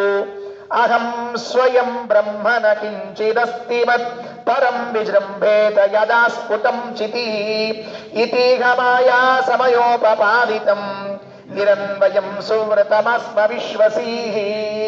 ಅಚ್ಯುತ ಪ್ರೇಕ್ಷಾಚಾರ್ಯರೇ ಎಲ್ಲರೂ ಹೊರಗಿದ್ರು, ಯಾರು ಇದ್ದಿದ್ದಿಲ್ಲ. ಗುರು ಶಿಷ್ಯರು ಇಬ್ಬರೇ ಇದ್ದಾರೆ. ಮರಣದ ಶೈಯಲ್ಲಿ ಮಲಗಿದ್ದಾರೆ ಗುರುಗಳು. ಪಕ್ಕದಲ್ಲಿ ಕಾಲು ಹಿಡ್ಕೊಂಡು ಅಚ್ಯುತ ಪ್ರೇಕ್ಷತೆಯರು ಕೂತಿದ್ದಾರೆ. ಈ ಗುರು ಸೇವೆ ಮಾಡೋದನ್ನ ನೋಡ್ಬೇಕ್ರಿ. ಎಲ್ಲ ಸಂಪ್ರದಾಯದಲ್ಲಿ ಬಂದ್ರೆ ಗೊತ್ತಾಗತ್ತೆ, ಇಲ್ಲೇನು ಅರ್ಥ ಆಗೋದಿಲ್ಲ. ಏಕಾಂತದಲ್ಲಿ ಕುಳಿತುಕೊಂಡು ಗುರುಗಳ ಕಾಲು ಒತ್ತುತ್ತಾ ಇದ್ದಾಗ ಹತ್ರ ಕರೆದು ಹೇಳಿದ್ರಂತೆ, ನೋಡ್ರಿ ಅಚ್ಯುತ ಪ್ರೇಕ್ಷಾಚಾರ್ಯರೇ, ಇದೇನು ಮಾಯಾವಾದ ಶಾಸ್ತ್ರ ಇದೆಯಲ್ಲ, ಅಹಂ ಸ್ವಯಂ ಬ್ರಹ್ಮನ ಕಿಂಚಿದಸ್ತಿ ಮತ್ ಪರಂ, ನಾನೇ ಬ್ರಹ್ಮನಾಗಿದ್ದೇನೆ, ನಾನೇ ಪರಬ್ರಹ್ಮನಾಗಿದ್ದೇನೆ ಅಂತ ಇದನ್ನು ಉಪಾಸನೆ ಮಾಡಿ ಮಾಡಿ ಮಾಡಿ ಮಾಡಿ ಒಂದು ದಿವಸ ಪಕ್ವ ಆಗ್ತದಂತೆ. ಏನ್ ಪಕ್ವ ಆಗ್ತದೆ ಅಂದ್ರೆ, ನಾನೇ ಒಂದು ದಿವಸ ಬ್ರಹ್ಮ ಅಂತ ಪಕ್ವ ಆಗ್ಬಿಡ್ತದಂತೆ. ಆಗ ಪರಂ ವಿಜೃಂಭೇತ ಇರಂ, ನನ್ನಿಂದ ಭಿನ್ನರಾದವರು ಯಾರೂ ಇಲ್ಲ, ನಾನೇ ದೇವರು ನಾನೇ ದೇವರು ನಾನೇ ದೇವರು ಅಂತಂತಂತಂದು ಕೊನೆಗೊಂದು ದಿವಸ ದೇವರಾಗ್ಬಿಡ್ತಾನೆ. ಹೆಂಗಾಗ್ತಾನ ಕೇಳ್ಬೇಡ್ರಿ, ಯಾಕಂದ್ರೆ ನನಗೆ ಗೊತ್ತಿಲ್ಲ, ನಾನದನ್ನು ಓದೇ ಇಲ್ಲ. ಮಾಯಾವಾದವನ್ನ ನಮ್ಮ ಶಾಸ್ತ್ರ ಓದಿದ್ದೇವೆ, ಅದರ ಮಧ್ಯದಲ್ಲಿ ಎಷ್ಟೆಷ್ಟು ಬಂದವ ಅಷ್ಟೇ ಓದಿರ್ತೀವಿ. ಇವರೇನ್ ಮಾಡಿಬಿಟ್ಟಿದ್ದಾರೆ ಅಂದ್ರೆ, ನಾನೇ ಬ್ರಹ್ಮ ನಾನೇ ಬ್ರಹ್ಮ ನಾನೇ ಬ್ರಹ್ಮ ಅಂತ ಹೇಳ್ತಿರ್ಬೇಕಂತ 24 ತಾಸು. ಒಂದು ದಿವಸ ಬ್ರಹ್ಮ ಆಗ್ತ, ಬ್ರಹ್ಮ ಆಗಲಿದ್ರೆ ಬ್ರಹ್ಮೇತಿ ಅಂತ ಹಿಡಿತದ್ರಿ ಇವ್ರು. ಕೊನೆಗೆ ಇಷ್ಟು ಮಾತ್ರ ಗ್ಯಾರಂಟಿ, ಬ್ರಹ್ಮ ಆಗ್ಲಿಲ್ಲ ಅಂದ್ರೆ ಬ್ರಹ್ಮೇತಿ ಅಂತ ಆಗ್ತಾರೆ ಇವ್ರು. ನಾನೇ ಬ್ರಹ್ಮ ನಾನೇ ಬ್ರಹ್ಮ, ಎಷ್ಟು ನೀನೇ ಬ್ರಹ್ಮ ನೀನೇ ಬ್ರಹ್ಮ ಅಂತೀಯೋ. ಅಹಂ ಸ್ವಯಂ ಬ್ರಹ್ಮನ ಕಿಂಚಿದಸ್ತಿ ಮತ್ಪರಂ ವಿಜೃಂಭೇತ ಯದಾ ಸ್ಫುಟಂ ಚಿತಿ, ಯಾವಾಗ ಅಹಂ ಸ್ವಯಂ ಬ್ರಹ್ಮ ಎಂಬ ಚಿತಿ, ಚಿತಿ ಅಂದ್ರೆ ಜ್ಞಾನ, ಇದು ಯದಾ ಸ್ಫುಟಂ ವಿಜೃಂಭೇತ ಪಕ್ವ ಆಯಿತು ಅಂದ್ರೆ ಮತ್ಪರಂ ಕಿಂಚಿತ್ ನಾಸ್ತಿ, ನನ್ ಬಿಟ್ಟ ಜಗತ್ನಲ್ಲಿ ಯಾರಿಲ್ಲ ಅಂತ ಆಗ್ಬಿಡ್ತದೆ ಅಂತ ಏನ್ ಹೇಳಿದ್ದಾರಲ್ಲ. ಇತಿ ಮಾಯಾ ಸಮಯೋಪಪಾದಿತಂ, ಮಾಯಾವಾದದಲ್ಲಿ ಹೇಳಿದ್ದು ನಿರನ್ವಯಂ, ಬೇಸ್ಲೆಸ್. ಇದಕ್ಕೇನು ಆಧಾರ ಇಲ್ಲ, ಇದಕ್ಕೇನೇನು ಆಧಾರವೂ ಇಲ್ಲ. ಸುಮ್ಮನೆ ಹೇಳ್ತಿರ್ತಾರೆ ನಿರನ್ವಯಂ ಸುವ್ರತ.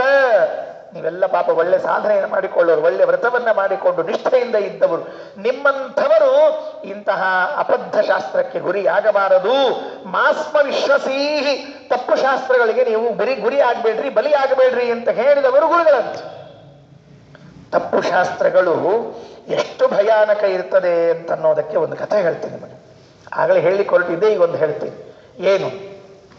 ಒಮ್ಮೆ ನರಕದಲ್ಲಿ 4 ಜನ ಸಿಕ್ಕಿದ್ರಂತೆ, ಫ್ರೆಂಡ್ಸ್. ನರಕದಲ್ಲಿ 4 ಜನ ಫ್ರೆಂಡ್ಸ್ ಬೇರೆ ಇರ್ತಾರ, ಭಾರಿ ಅದ್ಭುತ ಇದೆಲ್ಲ. ಯಾರು ನರಕದಲ್ಲಿ 4 ಜನ ಇದ್ದವರು? ಒಬ್ಬ ಕಳ್ಳ, ಇನ್ನೊಬ್ಬ ಸುಳ್ಳ, ಇನ್ನೊಬ್ಬ ಕೊಲೆಗಾರ, ಇನ್ನೊಬ್ಬ ಗ್ರಂಥಕಾರ. 4 ಮಂದಿ ಇದ್ರಂತೆ. ಕಳ್ಳ, ಸುಳ್ಳ, ಕೊಲೆಗಾರ, ಗ್ರಂಥಕಾರ ಅಂತ 4 ಜನ ಇದ್ರಂತೆ. 4 ಮಂದಿ, ಗ್ರಂಥ ಬರೆದವನೊಬ್ಬನು, ಕೊಲೆ ಮಾಡಿದವನೊಬ್ಬನು, ಸುಳ್ಳು ಹೇಳಿದವನು, ಕಳ್ಳತನ ಮಾಡಿದವನೊಬ್ಬನು, 4 ಜನ. ಇವ್ರು 4 ಮಂದಿ ಯಮಲೋಕದಲ್ಲಿ ಇದ್ದಾಗ ಯಮದೇವರು ಕರೆದ್ರಂತ, ಬಂದ್ರಪ್ಪ ನೆಕ್ಸ್ಟ್ ಕೇಸ್ ಯಾವುದು ಅಂತ ಬಂದ್ರಿ ಇವರೆಲ್ಲ 4 ಮಂದಿ. ನಿಂದೇನೋ ಅಂತ ಕೇಳಿದ್ರು. ಪಾಪ ವಿನೀತನಾಗಿ ಒಪ್ಕೊಂಡ, ಸ್ವಾಮಿ ನಾನು ಕಳ್ಳತನ ಮಾಡಿದ್ದೇನೆ, ಇವನಲ್ಲ ಹಾಕ್ರಿ, ಇವನು ಸುಳ್ಳು ಹೇಳಿದ್ದೀನಿ, ಕೊಲೆ ಮಾಡಿದ್ದೆ. ಸರಿ ನೀನೇನು? ಪುಸ್ತಕ ಬರೆದೀನಿ ಸ್ವಾಮಿ ಅಂದ. ಓಹೋ, ಇವ್ರನ್ನ ಒಳಗೆ ಹಾಕ್ರಿ. ಅವನಿಗೆ ಗಾಬರಿ ಆಯ್ತು. ಪುಸ್ತಕ ಬರೆದ್ರೆ ಒಳಗೆ ಹಾಕ್ತಾರಾ? ಅಲ್ಲ ಅಂದ್ರೆ ಈ ಕಳ್ಳತನ ಮಾಡೋದು ಸುಳ್ತನ ಮಾಡೋದೆಲ್ಲ ಓಕೆ, ಪುಸ್ತಕ ಬರೆದ್ರೆ ಯಾಕೆ ನರಕಕ್ಕೆ ಹೋಗಬೇಕು? ಅದಕ್ಕೆ ಯಮದೇವರು ಹೇಳಿದ್ರಂತೆ, ಸರಿ ನೀವು ಪುಸ್ತಕ ಬರೆದ್ರೆ ನಿಮ್ಮನ್ನು ಯಾಕೆ ನರಕಕ್ಕೆ ಹಾಕಿದ್ದಾರೆ ಅಂತ ನಿಮಗೆ ಟೆನ್ಷನ್ ಇದೆಯಲ್ಲ, ನೀವು ಎಂಥ ಪುಸ್ತಕ ಬರೆದಿರಿ ಹೇಳ್ರಿ ಅಂತ ಕೇಳಿದ್ರಂತೆ. ಈ ದೇವರಿಲ್ಲ, ದಿಂಡರಿಲ್ಲ, ಯಜ್ಞ ಇಲ್ಲ, ಯಾಗ ಇಲ್ಲ, ಪೂಜೆ ಗೀಜೆ ಮಾಡಬೇಡ್ರಿ, ಸಂಧ್ಯಾ ವಂದನೆ ಮೊದಲೇ ಮಾಡಬೇಡ್ರಿ, ಬೆಳಿಗ್ಗೆ ಎದ್ದು ಕೂಡಲೇ ಕಾಫಿ ಶನ್ರಿ, ಚಾ ಶನ್ರಿ ಅಂತ ಬರೆದಿಟ್ಬಿಟ್ಟಿದ್ದೀನಿ, ಆದ್ರಿಂದ ಇಂಥ ಗ್ರಂಥ ಬರೆದಿದ್ದೇನೆ, ಮುತ್ತಿನಂಥ ಗ್ರಂಥ ಬರೆದಿದ್ದೀರಿ, ಇದ್ರ ಫಲವನ್ನು ನೀವು ಅನುಭವಿಸಲೇಬೇಕು, ಏನ್ ಮಾಡ್ಲಿಕ್ಕೆ ಬರೋದಿಲ್ಲ, ಅದಕ್ಕೆ ಒಂದು ಸ್ವಲ್ಪ ದಿವಸ ಒಳಗಿರ್ರಿ ಅಂತ ಹೇಳಿದ್ರು. ಒಳಗೆ ಹಾಕ್ಬಿಟ್ರು. ಒಂದು 4-8 ವರ್ಷ ಆಯ್ತು. ಕಳ್ಳ ಬಿಡುಗಡೆ ಆದ. ಕಳ್ಳ ಹೋಗ್ಬೇಕು, ಕಳ್ಳತನ ಮುಗಿದೋಯ್ತು, ಅವ್ನ ಶಿಕ್ಷೆ ಆಗೋಯ್ತು. ಸುಳ್ಳ ಬಿಡುಗಡೆ ಆದ 6 ವರ್ಷಕ್ಕೆ. 10 ವರ್ಷಕ್ಕೆ ಕೊಲೆಗಾರನು ಬಿಡುಗಡೆ ಆದ. ಈಗ ಗ್ರಂಥ ಬರೆದವನು ಕೂತಿದ್ದ. ಯಮದೇವರನ್ನು ಒಂದ್ಸಲ ಹೋಗಿ ಕೇಳಿದ, ಸ್ವಾಮಿ ನಾನು ಯಾಕೆ ಬಿಡುಗಡೆ ಆಗಬಲ್ಲೆ ಅಂತ ಹೇಳಿ. ಒಂದೇ ಮಾತು ಹೇಳಿದ್ರು ಯಮದೇವರು, ಡೋಂಟ್ ಮೈಂಡ್ ಅಂದ್ರು, ತಪ್ಪು ತಿಳ್ಕೊಬೇಡ. ಯಾಕೆ? ನೀ ಬರೆದು ಪುಸ್ತಕ ಇನ್ನೂ ಕೆಳಗೆ ಜನ ಓದ್ತಾನೇ ಇರ್ತಾರೆ. ನೀ ಬರೆದು ಪುಸ್ತಕ ಇನ್ನೂ ಕೆಳಗೆ ಜನ ಓದ್ತಾನೆ ಇರ್ತಾರೆ. ಅವರು ಎಷ್ಟು ದಿವಸ ಓದ್ತಿರ್ತಾರೋ ಅಷ್ಟು ದಿವಸ ನಿನಗೆ ರಿಸರ್ವೇಶನ್.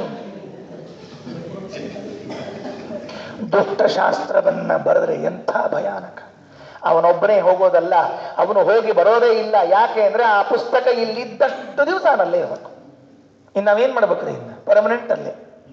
ಅದಕ್ಕಾಗಿ ದುಷ್ಟಶಾಸ್ತ್ರಗಳನ್ನ ಎಂದೆಂದೆಂದೆಂದು ಓದಬಾರದು, ಬರಿಬಾರದು, ಅಧ್ಯಯನ ಮಾಡಬಾರದು. ಮಾಡಿದ್ರೆ ಹೀಗಾಗತ್ತೆ ಪರಿಸ್ಥಿತಿ, ನೆನಪಿಟ್ಕೊಳ್ರಿ. ಅಹಂ ಸ್ವಯಂ ಬ್ರಹ್ಮನ ಕಿಂಚಿದಸ್ತಿ ಮತ್ಪರಂ ವಿಜೃಂಭೇತ ಯದಾ ಸ್ಫುಟಂ ಚಿತಿ ಇತೀಹ ಮಾಯಾ ಸಮಯೋಪಪಾದಿತಂ ನಿರನ್ವಯಂ ಸುವೃತಮಸ್ಮ ವಿಶ್ವಸೀಹಿ. ಮತ್ತೆ 11ನೇ ಶ್ಲೋಕದಲ್ಲಿ ಗುರುಗಳು ಮುಂದೆ ಮಾತು ಹೇಳ್ತಾರೆ. ಯದೇತದಾತ್ಮೈಕ್ಯಮುಪಾಸ್ತಿ ಚೋದಿತಂ ನ ಮೇ ಗುರೋರಪ್ಯಪರೋಕ್ಷತಾಂ ಗತಂ ಪುರಾತನಾನಾಮಪಿ ಸೌಮ್ಯ ಕುತ್ರಚಿತ್ ತಥೋ ಮುಕುಂದಂ ಭಜ ಸಂವಿದೇ ಮುದಾ. ಈ ಮಾಯಾವಾದದಲ್ಲಿ ಆತ್ಮೈಕ್ಯ ಉಪಾಸ್ತಿ, ನಾನೇ ದೇವರು ಅಂತೇನು ಉಪಾಸನೆ ಮಾಡ್ಲಿಕ್ಕೆ ಹೇಳಿದ್ದಾರಲ್ಲ, ಇದು ನ ಮೇ, ನನಗೂ ಸಾಕ್ಷಾತ್ಕಾರ ಆಗಿಲ್ಲ. ಗುರುಗಳು ಹೇಳಿದ್ದಾರೆ, ಬಿಟ್ಟುಕೊಳ್ರಿ. ಅಚ್ಯುತ ಪ್ರೇಕ್ಷಾಚಾರ್ಯ ಗುರುಗಳು ಮಾಯಾವಾದವನ್ನ ಅಧ್ಯಯನ ಮಾಡಿ ಜೀವನದುದ್ದಕ್ಕೂ ಅದನ್ನೇ ಅನುಸಂಧಾನ ಮಾಡಿದವರು ಕೊನೆ ಕಾಲದಲ್ಲಿ ಹೇಳಿದ್ದು, ನನಗೆ ಅಹಂ ಬ್ರಹ್ಮಾಸ್ಮಿ ಅಂತ ಅನುಸಂಧಾನ ಬರಲೇ ಇಲ್ಲ, ಪಕ್ವ ಆಗಲೇ ಇಲ್ಲ. ನಿಮಗೆ ಬ್ಯಾಡ್ರಿ ಆಚಾರ್ಯ, ನಿಮ್ ಗುರುಗಳಿಗೆ ನಮೇ ಗುರೋಹೋ ಅಪ್ಯಪರೋಕ್ಷತಾಂಗತಂ, ನಮ್ ಗುರುಗಳಿಗೂ ಈ ಅಪರೋಕ್ಷ ಆಗಿಲ್ಲ. ಬೇಡ, ಅವ್ರ ಹಿಂದಿನವರಿಗೆ ಪುರಾತನಾನಾಮಪಿ ಸೌಮ್ಯ ಕುತ್ರಚಿತ್, ನನಗಾಗಿಲ್ಲ, ನಮ್ಮ ಗುರುಗಳಿಗಾಗಿಲ್ಲ, ಅವ್ರ ಗುರುಗಳಿಗೂ ಆಗಿಲ್ಲ ಅಂದ ಮೇಲೆ ಬಕ್ವಾಸ್, ಅಂದ ಮೇಲೆ ಸುಳ್ಳು. ಯದೇತದಾತ್ಮೈಕ್ಯಮುಪಾಸ್ತಿ ಚೋದಿತಂ ಯತ್ ಏತತ್ ಐಕಾತ್ಮ್ಯಂ, ನಾನೇ ದೇವರು ಅಂತ ಉಪಾಸ್ತಿ, ಉಪಾಸನೆ ಹೇಳಲಾಗಿದೆಯಲ್ಲ. ನ ಮೇ ನ ಗುರೋಹೋ ನ ಪುರಾತನ, ನನಗಾಗ್ಲಿ, ನಮ್ಮ ಗುರುಗಳಿಗಾಗ್ಲಿ, ಅವರ ಹಿಂದಿನವರಿಗಾಗ್ಲಿ ಯಾರಿಗೂ ಆಗಿಲ್ಲ. ಯಾರಿಗೂ ಅಲ್ಲ, ಹೇಳಿದವರಿದ್ದಾರಲ್ಲ ಅವರಿಗೂ ಆಗಿಲ್ಲ. ನೆನಪಿಟ್ಟುಕೊಳ್ರಿ. ಯಾರು ಹೇಳಿದ್ದಾರಲ್ಲ ಇದನ್ನ ಅಹಂ ಬ್ರಹ್ಮಾಸ್ಮಿ ಅಂತ ತಿಳಿದುಕೊಂಡು ಅವರಿಗೂ ಆಗಿಲ್ಲ. ಎಷ್ಟು ವಿಚಿತ್ರ ಅಂದ್ರೆ, ಈ ಅಹಂ ಬ್ರಹ್ಮಾಸ್ಮಿ ಅಂತಿರೋ ವಾಕ್ಯ ಎಲ್ಲಿದೆ ಗೊತ್ತಾ? ಬಹಳ ವಿಚಿತ್ರ ಇದೆ. ಇದು ಬೃಹದಾರಣ್ಯಕ ಉಪನಿಷತ್ನಲ್ಲಿ ಬರುವುದು, ಅಹಂ ಬ್ರಹ್ಮಾಸ್ಮಿ ಅಂತ ಬರುವುದು ಉಪನ್ಯಾಸ. ಈ ಬೃಹದಾರಣ್ಯಕ ಉಪನಿಷತ್ತಿನಲ್ಲಿ ಬಂದ ಅಹಂ ಬ್ರಹ್ಮಾಸ್ಮಿ ಅನ್ನೋ ವಾಕ್ಯ ಸ್ವಲ್ಪ ಹಿಂದೆ ಮುಂದೆ ತೆಗೆದು ನೋಡಿದ್ರೆ ಅರ್ಥ ಆಗ್ಬಿಡುತ್ತೆ. ಯಾಕೆ ಅಂದ್ರೆ ಆ ವಾಕ್ಯ ಹೇಳಿದವನು ದೇವರು. ದೇವರೇನ್ ಮಾಡಿದ್ದ ಅಂದ್ರೆ, ನಾನು ಗುಣಪೂರ್ಣ ಅಂತ ಅನ್ಕೊಂಡಂತ. ಸರಿ, ಅದು ದೇವರು ಗುಣಪೂರ್ಣನಾದ್ರಿಂದ ತಾನು ಗುಣ. ಈಗ ಯಾರೋ ಒಬ್ಬ ಚಂದ ಇದ್ದಾನೆ ಅಂತ ಇಟ್ಕೊಳ್ರಿ. ಫಾರ್ ಎಕ್ಸಾಂಪಲ್, ಯಾರೋ ಒಬ್ಬ ಬಹಳ ಸುಂದರ ಇದ್ದಾನೆ, ಲೋಕದಲ್ಲಿ ಜನರು ಅಂತಾರೆ, ಅವನು ಇದ್ದಾನೆ. ಆಗ ಅವನು ಕರಡಿ ಮುಂದೆ ನಿಂತ್ಕೊಂಡಾಗ ನಾ ಎಷ್ಟು ಚಂದ ಇದ್ದೀನಿ ಅಂತ ಅನ್ಕೊಂಡ್ರೆ ಅದು ದೋಷ ಅಲ್ಲ, ಸಹಜ. ಅವನು ಚೆನ್ನಾಗಿಯೂ ಇದ್ದಾನೆ, ಲೋಕದಲ್ಲಿ ಜನರು ಚೆನ್ನಾಗಿದ್ದಾನೆ ಅಂತ ಹೇಳಿದ್ದಾರೆ. ಅಂದಮೇಲೆ ಎರಡೂ ಇದ್ದಾಗ ನಾನು ಸುಂದರ ಅಂತ ಹೇಳಿಕೊಳ್ಳೋದು ದೋಷವೇ ಅಲ್ಲ. ಭಗವಂತ ಸ್ವಯಂ ಗುಣಪೂರ್ಣ ಇದ್ದಾನೆ, ಶಾಸ್ತ್ರಗಳು ಹೇಳಿದೆ. ಆದ್ದರಿಂದ ದೇವರು ನಾನು ಬ್ರಹ್ಮ, ಬ್ರಹ್ಮ ಅಂದ್ರೆ ಗುಣಪೂರ್ಣ ಅನ್ಕೊಂಡಿದ್ದಾನೆ. ದೇವರು ತಾನು ಗುಣಪೂರ್ಣ ಅಂತ ಹೇಳಿದ ವಾಕ್ಯವನ್ನ ಈ ಜನ ನಾ ಬ್ರಹ್ಮ ಅಂದ್ರ ವಿದ್ಯೇಶ ತೀರ್ಥ ಶ್ರೀಪಾದಂಗಳವರು ಭಂಡಾರಿಕೆರೆ ಮಠಾಧೀಶ ತೀರ್ಥ ಸ್ವಾಮಿಗಳು ಒಂದು ಕಥೆ ಬರೆದಿದ್ದಾರೆ. ಅಹಂ ಬ್ರಹ್ಮಾಸ್ಮಿ ಅಂತ ಒಂದು ಪುಸ್ತಕ ಬರೆದಿದ್ದಾರೆ, ಚೆನ್ನಾಗಿದೆ. ಆ ಪುಸ್ತಕದಲ್ಲಿ ಒಂದು ಕಥೆ ಕೊಡ್ತಾರೆ. ಒಬ್ಬ ಹೆಣ್ಮಗಳು ನಿತ್ಯ ಒಂದು ಹಳ್ಳ ದಾಟಿಕೊಂಡು ಈ ಕಡೆಗೆ ಬಂದು ಒಬ್ಬ ಸ್ವಾಮಿಗಳಿಗೋ ಒಬ್ಬರು ಯಾರಿಗೋ ಒಂದು ಸೇವೆಯನ್ನು ಮಾಡಬೇಕಾಗಿತ್ತಂತೆ. ಈ ನದಿ ದಾಟಿ ಬರುವಾಗ ನಿತ್ಯದಲ್ಲೂ ಕೂಡ ಹಡಗ ಇರ್ತಿತ್ತು, ಈ ತೆಪ್ಪ ಇರ್ತಿತ್ತು, ದಾಟಿ ಬರ್ತಿದ್ಲಂತ. ಒಂದು ದಿನ ಏನಾಯಿತು ಅಂದ್ರೆ ಮಳೆ ಸಿಕ್ಕಾಪಟ್ಟೆ ಇದ್ದದ್ದಕ್ಕೆ ಇದು ತೆಪ್ಪ ಇರಲಿಲ್ಲ. ಆ ಕಡೆ ಇದ್ದವರಿಗೆ ಹಾಲು ಮೊಸರು ಮುಟ್ಟಿಸಬೇಕಾಗಿತ್ತು, ಅನಿವಾರ್ಯ ಆಯಿತು, ಹೋಗಬೇಕಾಯಿತು. ಹೋಗುವಾಗ ಅವಳು ಒಂದು ಮಾತು ಅನ್ಕೊಂಡ್ಲಂತೆ, ನಾನು ಪತಿವ್ರತೆ ಆದ್ದರಿಂದ ನನಗೆ ಹೋಗ್ಲಿಕ್ಕೆ ದಾರಿ ಆಗಬೇಕು ಅನ್ಕೊಂಡ್ಲಂತೆ. ಅವಳು ಪತಿವ್ರತೆ ಆದದ್ದರಿಂದ ದಾರಿ ಮಾಡಿ ಕೊಟ್ಟಿತು, ಅವಳು ಹೋಗಿದ್ಲು.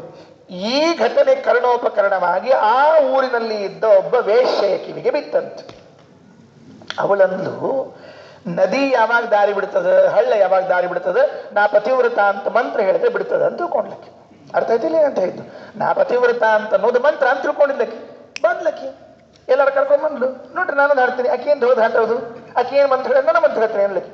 ಏನ್ ಮಂತ್ರ ಹೇಳಿದ್ಲು, ನದಿ ಮೇಲೆ ಕಾಲಿಟ್ಲಕ್ಕಿ ಒಂದು ನಾ ಪತಿವ್ರತ ಅಂದ್ಲು, ಡುಬುಕ್ಕಂದು ಮುಳಿಬಿಟ್ಲು. ನಾ ಪತಿವ್ರತ ಅಂದ್ಲು, ಏನ ಮುಳುಗೆ ಹೋದ್ಲು. ಯಾಕೆ ಅಂದ್ರೆ ಅವಳಲ್ಲ ಪತಿವ್ರತೆ ಅಲ್ಲ, ಅವಳು ವೇಶ್ಯೆ. ನಿಜವಾಗಿ ಪತಿವ್ರತೆ ಆದವಳು ನಾನು ಪತಿವ್ರತೆ ಅಂತ ಹೇಳಿಕೊಂಡದ್ದಕ್ಕೆ ಹಳ್ಳ ದಾರಿ ಮಾಡಿಕೊಟ್ಟಿತು. ಈ ಪತಿವ್ರತೆ ಅಲ್ಲದವಳು ಪತಿವ್ರತೆ ಅಂತ ಸ್ಲೋಗನ್ ಹೇಳಿದ್ದಕ್ಕೆ ಹಳ್ಳದಲ್ಲಿ ಮುಳುಗಿದ್ಲು. ಹಾಗಾದ್ರೆ ಅಹಂ ಬ್ರಹ್ಮಾಸ್ಮಿ ಅಂತ ಹೇಳಿದವನು ಪರಮಾತ್ಮನಾದದ್ರಿಂದ, ಅವನು ಗುಣಪೂರ್ಣನಾದದ್ರಿಂದ ಅವನು ಹೇಳ್ಕೊಳ್ಬೇಕು. ಗುಣಪೂರ್ಣನಲ್ಲದೆ ಇರುವಂತಹ ನಾವುಗಳು ಅಹಂ ಬ್ರಹ್ಮಾಸ್ಮಿ ಅಂತ ಹೇಳಿದ್ರೆ ಹಳ್ಳದಲ್ಲಿ ಮುಳುಗೋದೆ. ಆದ್ದರಿಂದ ಯದೇತದಾತ್ಮೈಕ್ಯಮುಪಾಸ್ತಿ ಚೋದಿತಂ ನಮೇ ಗುರೋರಪ್ಯಪರೋಕ್ಷತಾಂ ಗತಂ ಪುರಾತನಾನಾಮಪಿ ಸೌಮ್ಯ ಕುತ್ರಚಿತ್ ತಥೋ ಮುಕುಂದಂ ಭಜ ಸಂವಿದೇ ಮುದಾ. ಅದಕ್ಕೆ ಈ ಮಾಯಾವಾದವನ್ನು ಬಿಟ್ಬಿಡು, ಮುಕುಂದನ ಉಪಾಸನೆಯನ್ನ ಮಾಡು. ಪರಮಾತ್ಮ ಕೃಷ್ಣನ ಉಪಾಸನೆ ಮಾಡು, ಮುಕುಂದನ ಉಪಾಸನೆ ಮಾಡು. ಯಾರವ ತಥೋ ಮುಕುಂದಂ ಭಜ ಸಂವಿದೇ ಮುದಾ. ನಿನಗೆ ನಿಜವಾಗಿ ಜ್ಞಾನ ಆಗಬೇಕಾಗಿದ್ರೆ ಮುಕುಂದನ ಆರಾಧನೆಯನ್ನ ಮಾಡು ಅಂತ ಹೇಳ್ತಾ ಇದ್ದಾರೆ. ಮುಕುಂದ ಯಾರು? ಮುಕುಂ ದದಾತಿ ಇತಿ ಮುಕುಂದ. ಸಾಮಾನ್ಯವಾಗಿ ಇದನ್ನು ಎಲ್ಲ ಹೆಂಗ್ ಬಿಡಿಸಿರ್ತೇವೆ, ಮುಕ್ತಿಂ ದದಾತಿ ಇತಿ ಮುಕುಂದ ಅಂತ ಬಿಡಿಸಿರ್ತಾರೆ. ಹಾಗೆ ಬಿಡಿಸ್ಬಾರ್ದು, ಹಾಗಿಲ್ಲ ಅದು, ಹಾಗೆ ಶಬ್ದ ಇಲ್ಲ ಅದು. ಮುಕ್ತಿಂ ದದಾತಿ ಅಂತ ಸಂಸ್ಕೃತದಲ್ಲಿ ರೂಪ ಆಗೋದಿಲ್ಲ, ಬಹಳ ಜನರಿಗೆ ಗೊತ್ತಿಲ್ಲ. ಮುಕುಂ ದದಾತಿ ಇತಿ ಮುಕುಂದ ಅಂತ ರೂಪ ಆಗ್ತದೆ. ಇವತ್ತು ಎಲ್ಲ ಸಂಸ್ಕೃತ ಓದಿದವರು ಇಲ್ಲಿ ಎಡವೆ ಬಿಟ್ಟಿದ್ದಾರೆ. ಯಾಕೆ ಅಂದ್ರೆ ಮುಕುಂ ಎನ್ನುವುದು ಸಂಸ್ಕೃತದಲ್ಲಿ ಅವ್ಯಯ. ಅದು ಮುಕುಂ ಅಂದ್ರೆ ಬಿಡುಗಡೆಯನ್ನ, ದದಾತಿ ಕೊಡುತ್ತಾನೆ, ಬಿಡುಗಡೆ ಮಾಡಿಸ್ತಾನೆ ಅಂತ ಅರ್ಥ. ಮುಕುಂ ದದಾತಿ ಇತಿ ಮುಕುಂದ, ಮುಕ್ತಿಂ ದದಾತಿ ಇತಿ ಮುಕುಂದ, ಮೋಕ್ಷಂ ದದಾತಿ ಇತಿ ಮುಕುಂದ. ಇದೆಲ್ಲ ಇಂಥವೆಲ್ಲ ವ್ಯಾಖ್ಯಾನ ಮಾಡಬಾರ್ದು. ಮುಕುಂ ದದಾತಿ ಇತಿ ಮುಕುಂದ, ಮುಕುಂದನ ಆರಾಧನೆಯನ್ನ ಮಾಡು ಅಂತ ಗುರುಗಳು ಹೇಳಿದರು. ಆ ಗುರುಗಳ ಆದೇಶವನ್ನ ಕೇಳಿದಾಗ ಪಶ್ಚಾತ್ತಾಪ ಆಯಿತು. ನಾ ತಪ್ಪು ಮಾಡಿದೆ, ಮಾಯಾವಾದವನ್ನು ಓದಬಾರ್ದಾಗಿತ್ತು ಅಂತ. ಆ ಪಶ್ಚಾತ್ತಾಪ ಆದದ್ದಕ್ಕೆ ಅವರಿಗೆ ಪಾಪ ಬರಲಿಲ್ಲ. ಇಷ್ಟು ವಿಷಯ. ಮುಕುಂದ ಯಾರು, ಹೇಗಿದ್ದಾನೆ, ಮುಕುಂದನ ಆರಾಧನೆಯನ್ನು ಮಾಡಬೇಕು ಅಂತ ಹೇಳಿದ್ರೆ, ನಮ್ಮ ಶ್ರೀಮಠ್ ಟೀಕಾಕೃತ್ಪಾದರ ಜೈತೀರ್ಥರು ಮುಕುಂದನ ಬಗ್ಗೆ ಒಂದು ಮಾತು ಹೇಳ್ತಾರೆ. ಮುಕುಂದ ಹೇಗಿದ್ದಾನೆ? ಶುದ್ಧಾನಂದೋರು ಸಂವಿತ ದ್ಯುತಿಬಲ ಬಹುಲೋದಾರ್ಯ ವೀರ್ಯಾದಿದೇಗಂ ಚಿಂತಾ ಸಂತಾಪ ಲೇಪೋದ್ಭವ ಮೃತಿ ಮುಖರಾಶೇಷ ದೋಷಾತಿ ದೂರಂ ಸದ್ಭಿರ್ವೈರಾಗ್ಯ ಭಕ್ತಿ ಶ್ರುತಿಮತಿ ನಿಯತ ಧ್ಯಾನ ಜ್ಞಾನ ಯೋಗಾತ್ ಗಮ್ಯಂ ವಂದೇ ಮುಕುಂದಾಭಿಧಮಲಬಲಂ ಬ್ರಹ್ಮ ವೇದಾಂತ ವೇದ್ಯಂ. ಮುಕುಂದ ಹೇಗಿದ್ದಾನೆ, ಎಂಥ ಮುಕುಂದನ ಉಪಾಸನೆ ಮಾಡಬೇಕು ಅಂತ ಟೀಕಾಕೃತ್ಪಾದರು ತತ್ವಪ್ರಕಾಶಕಾದ ಮಂಗಳ ಶ್ಲೋಕದಲ್ಲಿ ಹೇಳ್ತಾರೆ. ಹೆಂಗಿದ್ದಾನೆ ಮುಕುಂದವ? ಮುಕ್ತಿ ಕೊಡ್ತಾನಲ್ಲ, ಮುಕ್ತಿ ಕೊಡಬೇಕಾದ್ರೆ ಅವನಲ್ಲಿ ಏನೇನು ಕ್ವಾಲಿಟೀಸ್ ಅವ. ಅಚ್ಯುತ ಪರೀಕ್ಷಾಚಾರ್ಯ ಗುರುಗಳು ಹೇಳಿದ್ದು ಮುಕುಂದನ ಉಪಾಸನೆ ಮಾಡು. ಎಂಥ ಮುಕುಂದ ಅವನು? ಟೀಕಾಕೃತ್ಪಾದ ಹೇಳ್ತಾರೆ, ಶುದ್ಧಾನಂದೋರು ಸಂವಿತ ದ್ಯುತಿಬಲ ಬಹುಲೋದಾರ್ಯ ವೀರ್ಯಾದಿದೇಗಂ ಚಿಂತಾ ಸಂತಾಪ ಲೇಪೋದ್ಭವ ಮೃತಿ ಮುಖರಾಶೇಷ ದೋಷಾತಿ ದೂರಂ ಸದ್ಭಿರ್ವೈರಾಗ್ಯ ಭಕ್ತಿ ಶ್ರುತಿಮತಿ ನಿಯತ ಧ್ಯಾನ ಜ್ಞಾನ ಯೋಗಾತ್ ಗಮ್ಯಂ ವಂದೇ ಮುಕುಂದಾಭಿಧಮಲಬಲಂ ಬ್ರಹ್ಮ ವೇದಾಂತ ವೇದ್ಯಂ. ಗುಣಸಾಗರ. ಗುಣಸಾಗರ ನಮ್ಮ ಸ್ವಾಮಿ ಶುದ್ಧಾನಂದೋರು ಸಂವಿತ. ಶುದ್ಧವಾದ ಆನಂದ, ಮಿಶ್ರಿತವಾದ ಆನಂದ ಅಲ್ಲ, ಶುದ್ಧವಾದ ಜ್ಞಾನ, ಔದಾರ್ಯ, ಬಲ, ಯಶಸ್ಸು ಇವುಗಳೇ ಅವನ ದೇಹ. ಚಿಂತಾ ಸಂತಾಪ ಲೇಪೋದ್ಭವ ಮೃತಿ ಮುಖರ ಶೇಷ ದೋಷಾತಿ ದೂರಂ. ಅಶೇಷ ದೋಷ ಅತಿ ದೂರ, ಎಲ್ಲಾ ದೋಷದಿಂದ ದೂರಿದ್ದಾನೆ. ಯಾವ್ಯಾವ ದೋಷ? ಚಿಂತಾ ಸಂತಾಪ ಲೇಪೋದ್ಭವ ಮೃತಿ ಮುಖರ ಶೇಷ ದೋಷಾತಿ ದೂರಂ. ಚಿಂತೆ ಮೊದಲನೇದ್ರಿ ಇದು. ದರಿದ್ರದ್ದು ಅಂದ್ರೆ ಇದರಂತಹದ್ದು ಇನ್ನೊಂದು ಯಾವುದಿಲ್ಲ. ಯಾರೋ ಸಂಸ್ಕೃತದೊಳಗೆ ಹೇಳ್ಯಾರ, ಕನ್ನಡದೊಳಗೂ ಹೇಳ್ಯಾರ, ಚಿಂತಿ -0 = ಚಿತೆ ಅಂತ ಬರ್ಬಿಟ್ಟಿದ್ದಾರೆ. ವಾವ್, ಏನು ತೊಲಿರಿ ಎಲ್ಲರು. ಚಿಂತೆ -0 = ಚಿತೆ ಬರೆದು ನೋಡ್ಬೇಕು, ಗೊತ್ತಾಗ್ತದೆ. ಇಲ್ಲಾಂದ್ರೆ ಗೊತ್ತಾಗಲ್ಲ. ಅದಕ್ಕೆ ಚಿಂತೆಯಿಂದ ಚಿತೆಗೆ ಹೋಗುವರು ಕೆಲವರು. ಚಿಂತಾ ಸಂತಾಪ ಲೇಪೋದ್ಭವ, ಪುಣ್ಯ ಪಾಪಗಳ ಸಂಬಂಧ ಇಲ್ಲ, ಉದ್ಭವ ಹುಟ್ಟಿಲ್ಲ, ಮೃತಿ ಸತ್ತಿಲ್ಲ, ಮುಪ್ಪು ಬಂದ ಇಲ್ಲ. ಅಶೇಷ ದೋಷಾತಿ ದೂರಂ. ಸದ್ಭಿಃ ವೈರಾಗ್ಯ ಭಕ್ತಿ ಶ್ರುತಿಮತಿ ನಿಯತ ಧ್ಯಾನಜ ಜ್ಞಾನ ಯೋಗಾತ್ ಗಮ್ಯಂ ವಂದೇ ಮುಕುಂದಾಭಿಧಮಬಲಬಲಂ ಬ್ರಹ್ಮ ವೇದಾಂತ ವೇದ್ಯಂ. ಇಂಥ ಮುಕುಂದನ ಉಪಾಸನೆಯನ್ನ ಮಾಡಪ್ಪ ಅಂತ ಹೇಳಿದ್ರೆ ಆಯಿತು. ಇತೀರಮಾದಿಶ್ಯ ವಚೋ ವಚಸ್ವಿನಿ ಸ್ವಕೇ ಗುರೋ ಲೋಕಮಥಾನ್ಯಮೀಯುಷಿ ಅಸೇವತಾಲೋಚ್ಯ ಮುಹುರ್ಗುರೋರ್ಗಿರಂ ಸರೂಪ್ಯ ಪೀಠಾಲಯಮಿಂದಿರಾವರಂ. ಗುರುಗಳ ಮಾತನ್ನು ಕೇಳಿಕೊಂಡು ಉಡುಪಿಗೆ ಬಂದು ಸೇರ್ಕೊಂಡಿದ್ರಂತೆ. ಅನಂತಾಸನ ಸೇವಾ ಮಾಡ್ತಾ ಇದ್ದಾರೆ. ಇತಿ ಇದಂ ಆದಿಶ್ಯ, ಇಷ್ಟು ಆದೇಶ ಮಾಡಿ ಗುರುಗಳು ವಚೋ ವಚಸ್ವಿನಿ ಸ್ವಕೇ ಗುರು ಲೋಕಮಥಾನ್ಯಮೀಯುಷಿ. ಹೋಗೋ ಕಾಲಕ್ಕೆ ಅವ್ರು ಹೇಳಿ ಹೋಗ್ಬಿಟ್ರು. ಅವ್ರಿಗೇನು ಹೋಗ್ಬೇಕಾಗಿದೆ, ಹೋಗೋರು ಹೇಳಿ ಹೋಗ್ಬಿಡ್ತಾರೆ. ಇದ್ದವ್ರು ಭಜೀತಿ ಗಂಭೀರ, ಭಾರಿ ಭಜೀತಿ ಇರ್ತದೆ ಇದ್ದವ್ರು. ಕೆಲವೆಲ್ಲ ಹೇಳ್ಬಾರ್ದು, ಈಗ ಪುರಾಣದಲ್ಲಿ ಹಿಂಗೆ ಬಿಟ್ಟಿರ್ತೇನೆ. ಸ್ವಕೇ ಗುರು ಲೋಕಮಥಾನ್ಯಮೀಯುಷಿ. ಆಸ್ತಿ ಪತ್ರ ನೋಡ್ರಿ, ಅರ್ಧಂಬರ್ಧ ಮಾಡಿಟ್ಟು ಹೋಗ್ಬಿಡ್ತಾರೆ. ಅಣ್ಣ ತಮ್ಮಂದ್ರು ಸಾಯೋ ತನಕ ಜಗಳ ಸಿಗ್ತಾವೆ. ಹೋಗೋ ಕಾಲಕ್ಕೆ ಒಂದು ಸ್ಪಷ್ಟ ಬರೆದಿಟ್ಟು ಹೋಗಕ್ ಬೇಡ, ಇಷ್ಟಿಷ್ಟು ಅಂತ ತಿಳ್ಕೊಂಡ್ರೆ ಅರ್ಧಂಬರ್ಧ ಬರ್ತದೆ. ಒಂದು ಕಡೆ ಒಂದು ಮುಚ್ಚಿಕಾಯಿ ಸಲ ಜಗಳ ಆಯ್ತ್ರಿ, ಒಂದು ದೊಡ್ಡ ಮುಚ್ಚಿಕಾಯಿ. ಕೊನೆಗೆ ಜಗಳ ಆಡಿ 3 ಭಾಗ ಆಗಿ ಅಣ್ಣ ತಮ್ಮಂದ್ರೆ 3 ಮಂದಿ ಹೋಗಿ ಅದರಿಂದ ಎತ್ತಲಿಕ್ಕೂ ಬರಲಿಲ್ಲ, ತಿರುವಲಿಕ್ಕೂ ಬರಲಿಲ್ಲ. ಇತೀರಮಾದಿಶ್ಯ ವಚೋ ವಚಸ್ವಿನಿ ಸ್ವಕೇ ಗುರು ಲೋಕಮಥಾನ್ಯಮೀಯುಷಿ. ಸ್ವಕೇ ಗುರು ತಮ್ಮ ಗುರುಗಳು, ಅನ್ಯಂ ಲೋಕಂ ಅಥೈಯುಷಿ ಪರಲೋಕಕ್ಕೆ ಹೋದ್ರು. ವಚಸ್ವಿನಿ ಗುರು ಒಳ್ಳೆ ಮಾತುಗಾರರು, ಒಳ್ಳೆ ಮಾತುಗಾರರಾದ ಗುರುಗಳು ಹೇಳಿ ಹೋದಾಗ ಅಸೇವತ ಸೇವೆ ಮಾಡಿದರು. ಆಲೋಚನೆ ಮಾಡಿ ಮುಹುಹು ಗುರೋಹೋ ಗಿರಂ, ಗುರುಗಳ ಮಾತನ್ನ ಮತ್ತೆ ಮತ್ತೆ ಆಲೋಚನೆ ಮಾಡಿ ಸಹ ಅಚ್ಯುತ ಪ್ರೇಕ್ಷಾಚಾರ್ಯರು ರೂಪ್ಯಪೀಠಾಲಯಂ ಉಡುಪಿಯಲ್ಲಿರುವಂತಹ ಇಂದಿರಾವರಂ, ಇಂದಿರಾಪತಿಯಾದ ನಾರಾಯಣನ ಸೇವೆಯನ್ನು ಮಾಡ್ತಾ ಇದ್ದಾರಂತೆ. ದೇವರಿಗೊಂದು ಸುಂದರವಾದ ಹೆಸರು ಕೊಟ್ಟಿದ್ದಾರೆ ನಾರಾಯಣ ಪಂಡಿತಾಚಾರ್ಯ. ಇಂದಿರಾವರ ಅಂತ ಕರೆದಿದ್ದಾರೆ. ಇಂದಿರಾವರ ಅಂದ್ರೆ ಇಂದಿರಾಂ ಪತ್ನಿತ್ವೇನ ವೃಣೋತೀತಿ ಇಂದಿರಾವರ. ಇಂದಿರಾ ಅಂದ್ರೆ ಲಕ್ಷ್ಮೀದೇವಿ.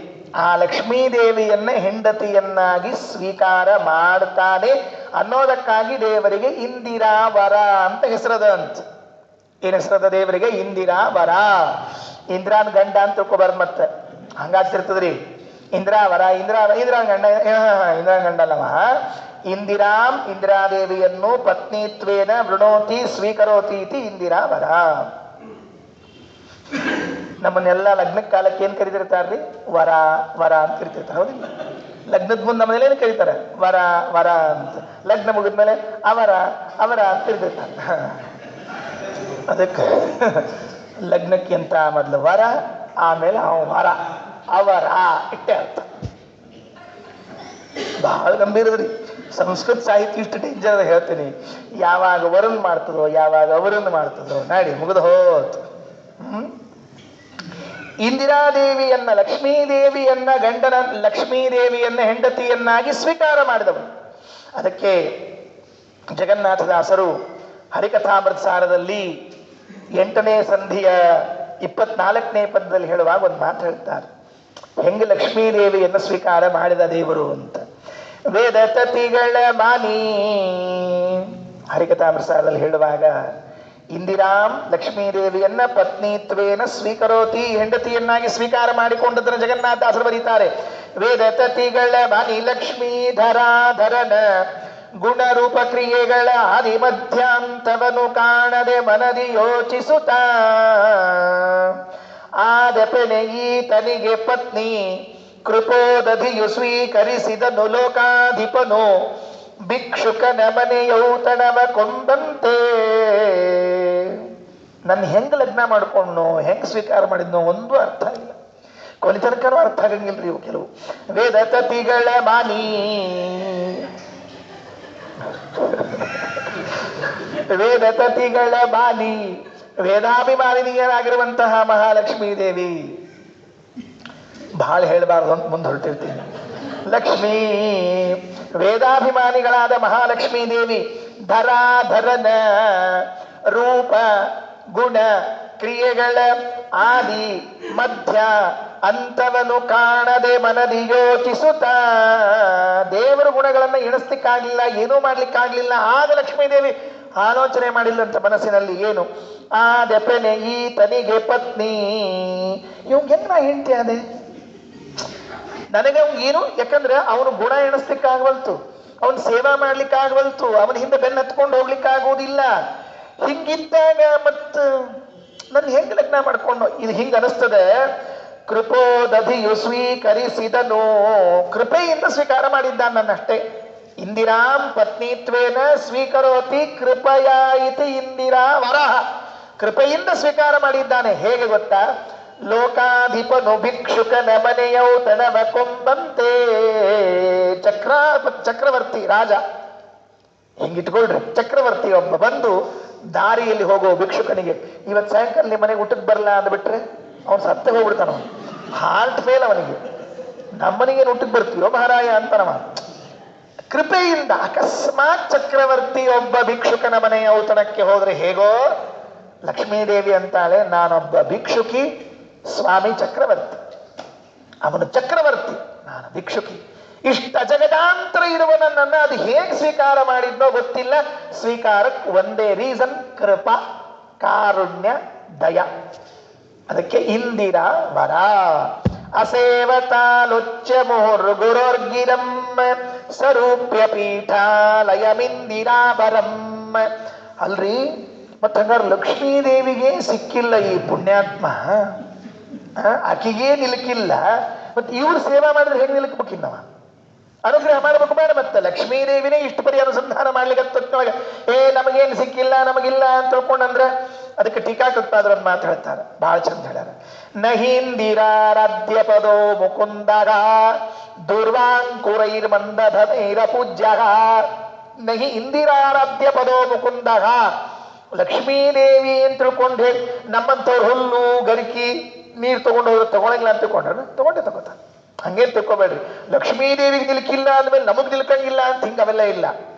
ಶ್ರುತಿ ತತಿಗಳಿಗಭಿಮಾನಿ ಲಕುಮಿ ಸ್ತುತಿಗಳಿಗೆ ಗೋಚರಿಸದ ಪ್ರತಿಹತ ಮಹೈಶ್ವರ್ಯಾದ್ಯಖಿಲ ಸದ್ಗುಣಗಣಾಂಬೋಧಿ. ಜಗನ್ನಾಥದಾಸರು ಕರುಣಾಸಂಧಿಯಲ್ಲಿ ಹೇಳುವಾಗ, ಶ್ರುತಿ ತತಿಗಳಿಗೆ ಮಾನಿ ಲಕುಮಿ ಸ್ತುತಿಗಳಿಗೆ ಗೋಚರಿಸದ ಪ್ರತಿಹತ ಮಹೈಶ್ವರ್ಯಾದ್ಯಖಿಲ ಸದ್ಗುಣಗಣಾಂಬೋಧಿ. ಪ್ರತಿ ದಿವಸ ತನ್ನಂಗ್ರಿ ಸೇವಾರತ ಮಹಾತ್ಮರು ಮಾಡುತ್ತಿಗ ಸಂಸ್ತುತಿಗೆ ವಶನಾಗುವನು ಇವನ ಕಾರುಣ್ಯಕ್ಕೇನೆಂಬೆ.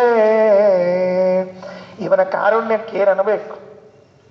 ಲಕ್ಷ್ಮೀದೇವಿ ಸಿಗೋದಿಲ್ಲ, ಓಕೆ, ಯಾಕೆ ತಿಳಿಸಿದ ದೇವ ಲಕ್ಷ್ಮೀದೇವಿ ಸಿಗೋದಿಲ್ಲ ಅಂತ? ಪರಮಾದ್ಭುತ ಗುಣಗಳಿವೆ ಅಂತ ಅನ್ನೋದಕ್ಕಾಗಿ. ಮತ್ತೆ ನಮಗೆ ಯಾಕೆ ಸಿಗ್ತಾನೆ? ಬಾಲಕನ ಕಲ ಭಾಷೆಯನ್ನು, ಇದು ನಮ್ಮ ಹಣೆ ಬರ್ರಿ. ಇದು ನಮ್ಮ ಮನ್ಯಾಗ ನಮ್ಮ ಹುಡುಗರು ಮಾತಾಡ್ತಿರ್ತಾವಲ್ಲ, ಆಪೇ ಅಂತಿರ್ತಾವೆ, ಕುರಿ ಕರಿತಾವು, ಮನುಷ್ಯರು ಕರಿತಾವು, ಗೊತ್ತೇ ಆಗಂಗಿಲ್ರಿ.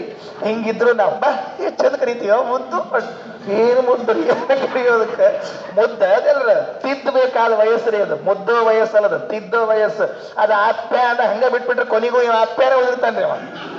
ತಿದ್ಬೇಕ್ರಿ. ಅದಕ್ಕೆ ಶ್ರುತಿ ತತಿಗಳಿಗಭಿಮಾನಿ ಲಕುಮಿ ಸ್ತುತಿಗಳಿಗೆ ಗೋಚರಿಸದ ಪ್ರತಿಘತ ಮಹೇಶ್ವರ್ಯ ದಖಿಲ ಸದ್ಗುಣಗಣಾಂಬೋಧಿ ಪ್ರತಿ ದಿವಸ ತನ್ನಂಗ್ರಿ ಸೇವಾ ರಥ ಮಹಾತ್ಮರು ಮಾಡುತ್ತಿಹ ಸಂಸ್ತುತಿಗೆ ವಶನಾಗುವನು ಇವನ ಕಾರುಣ್ಯಕೇನೆಂಬ.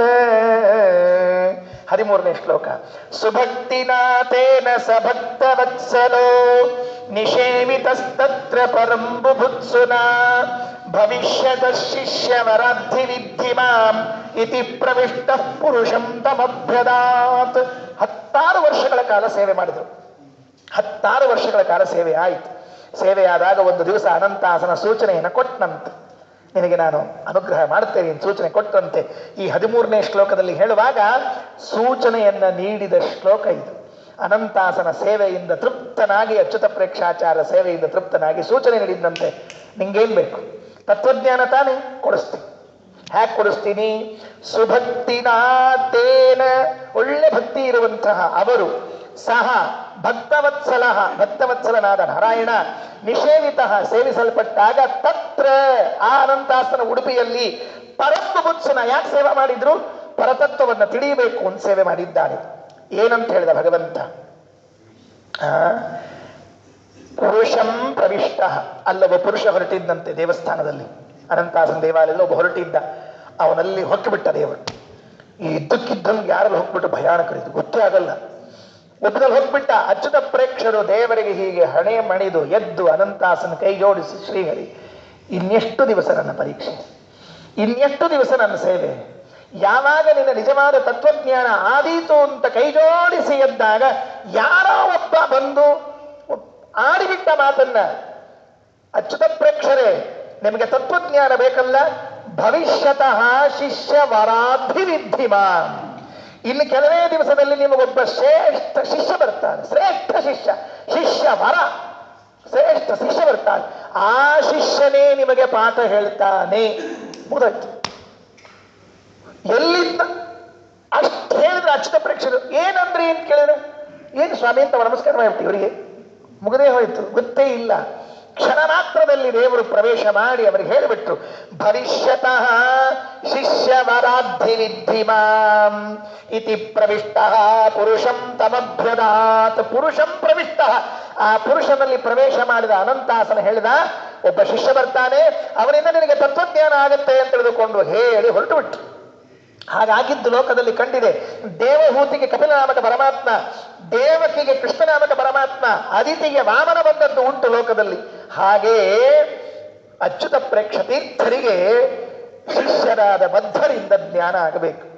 ಏನು ಕೋಇನ್ಸಿಡೆನ್ಸ್ ರೀ, ಆಕಸ್ಮಿಕ ಎಷ್ಟಿದೆ ಅಂದ್ರೆ, ತಂದೆ ತಾಯಿ ಸೇವೆ ಮಾಡಿದ್ದು ಇದೇ ಅನಂತಾಸನ ಸೇವಾ ದೇವಾಲಯದಲ್ಲಿ.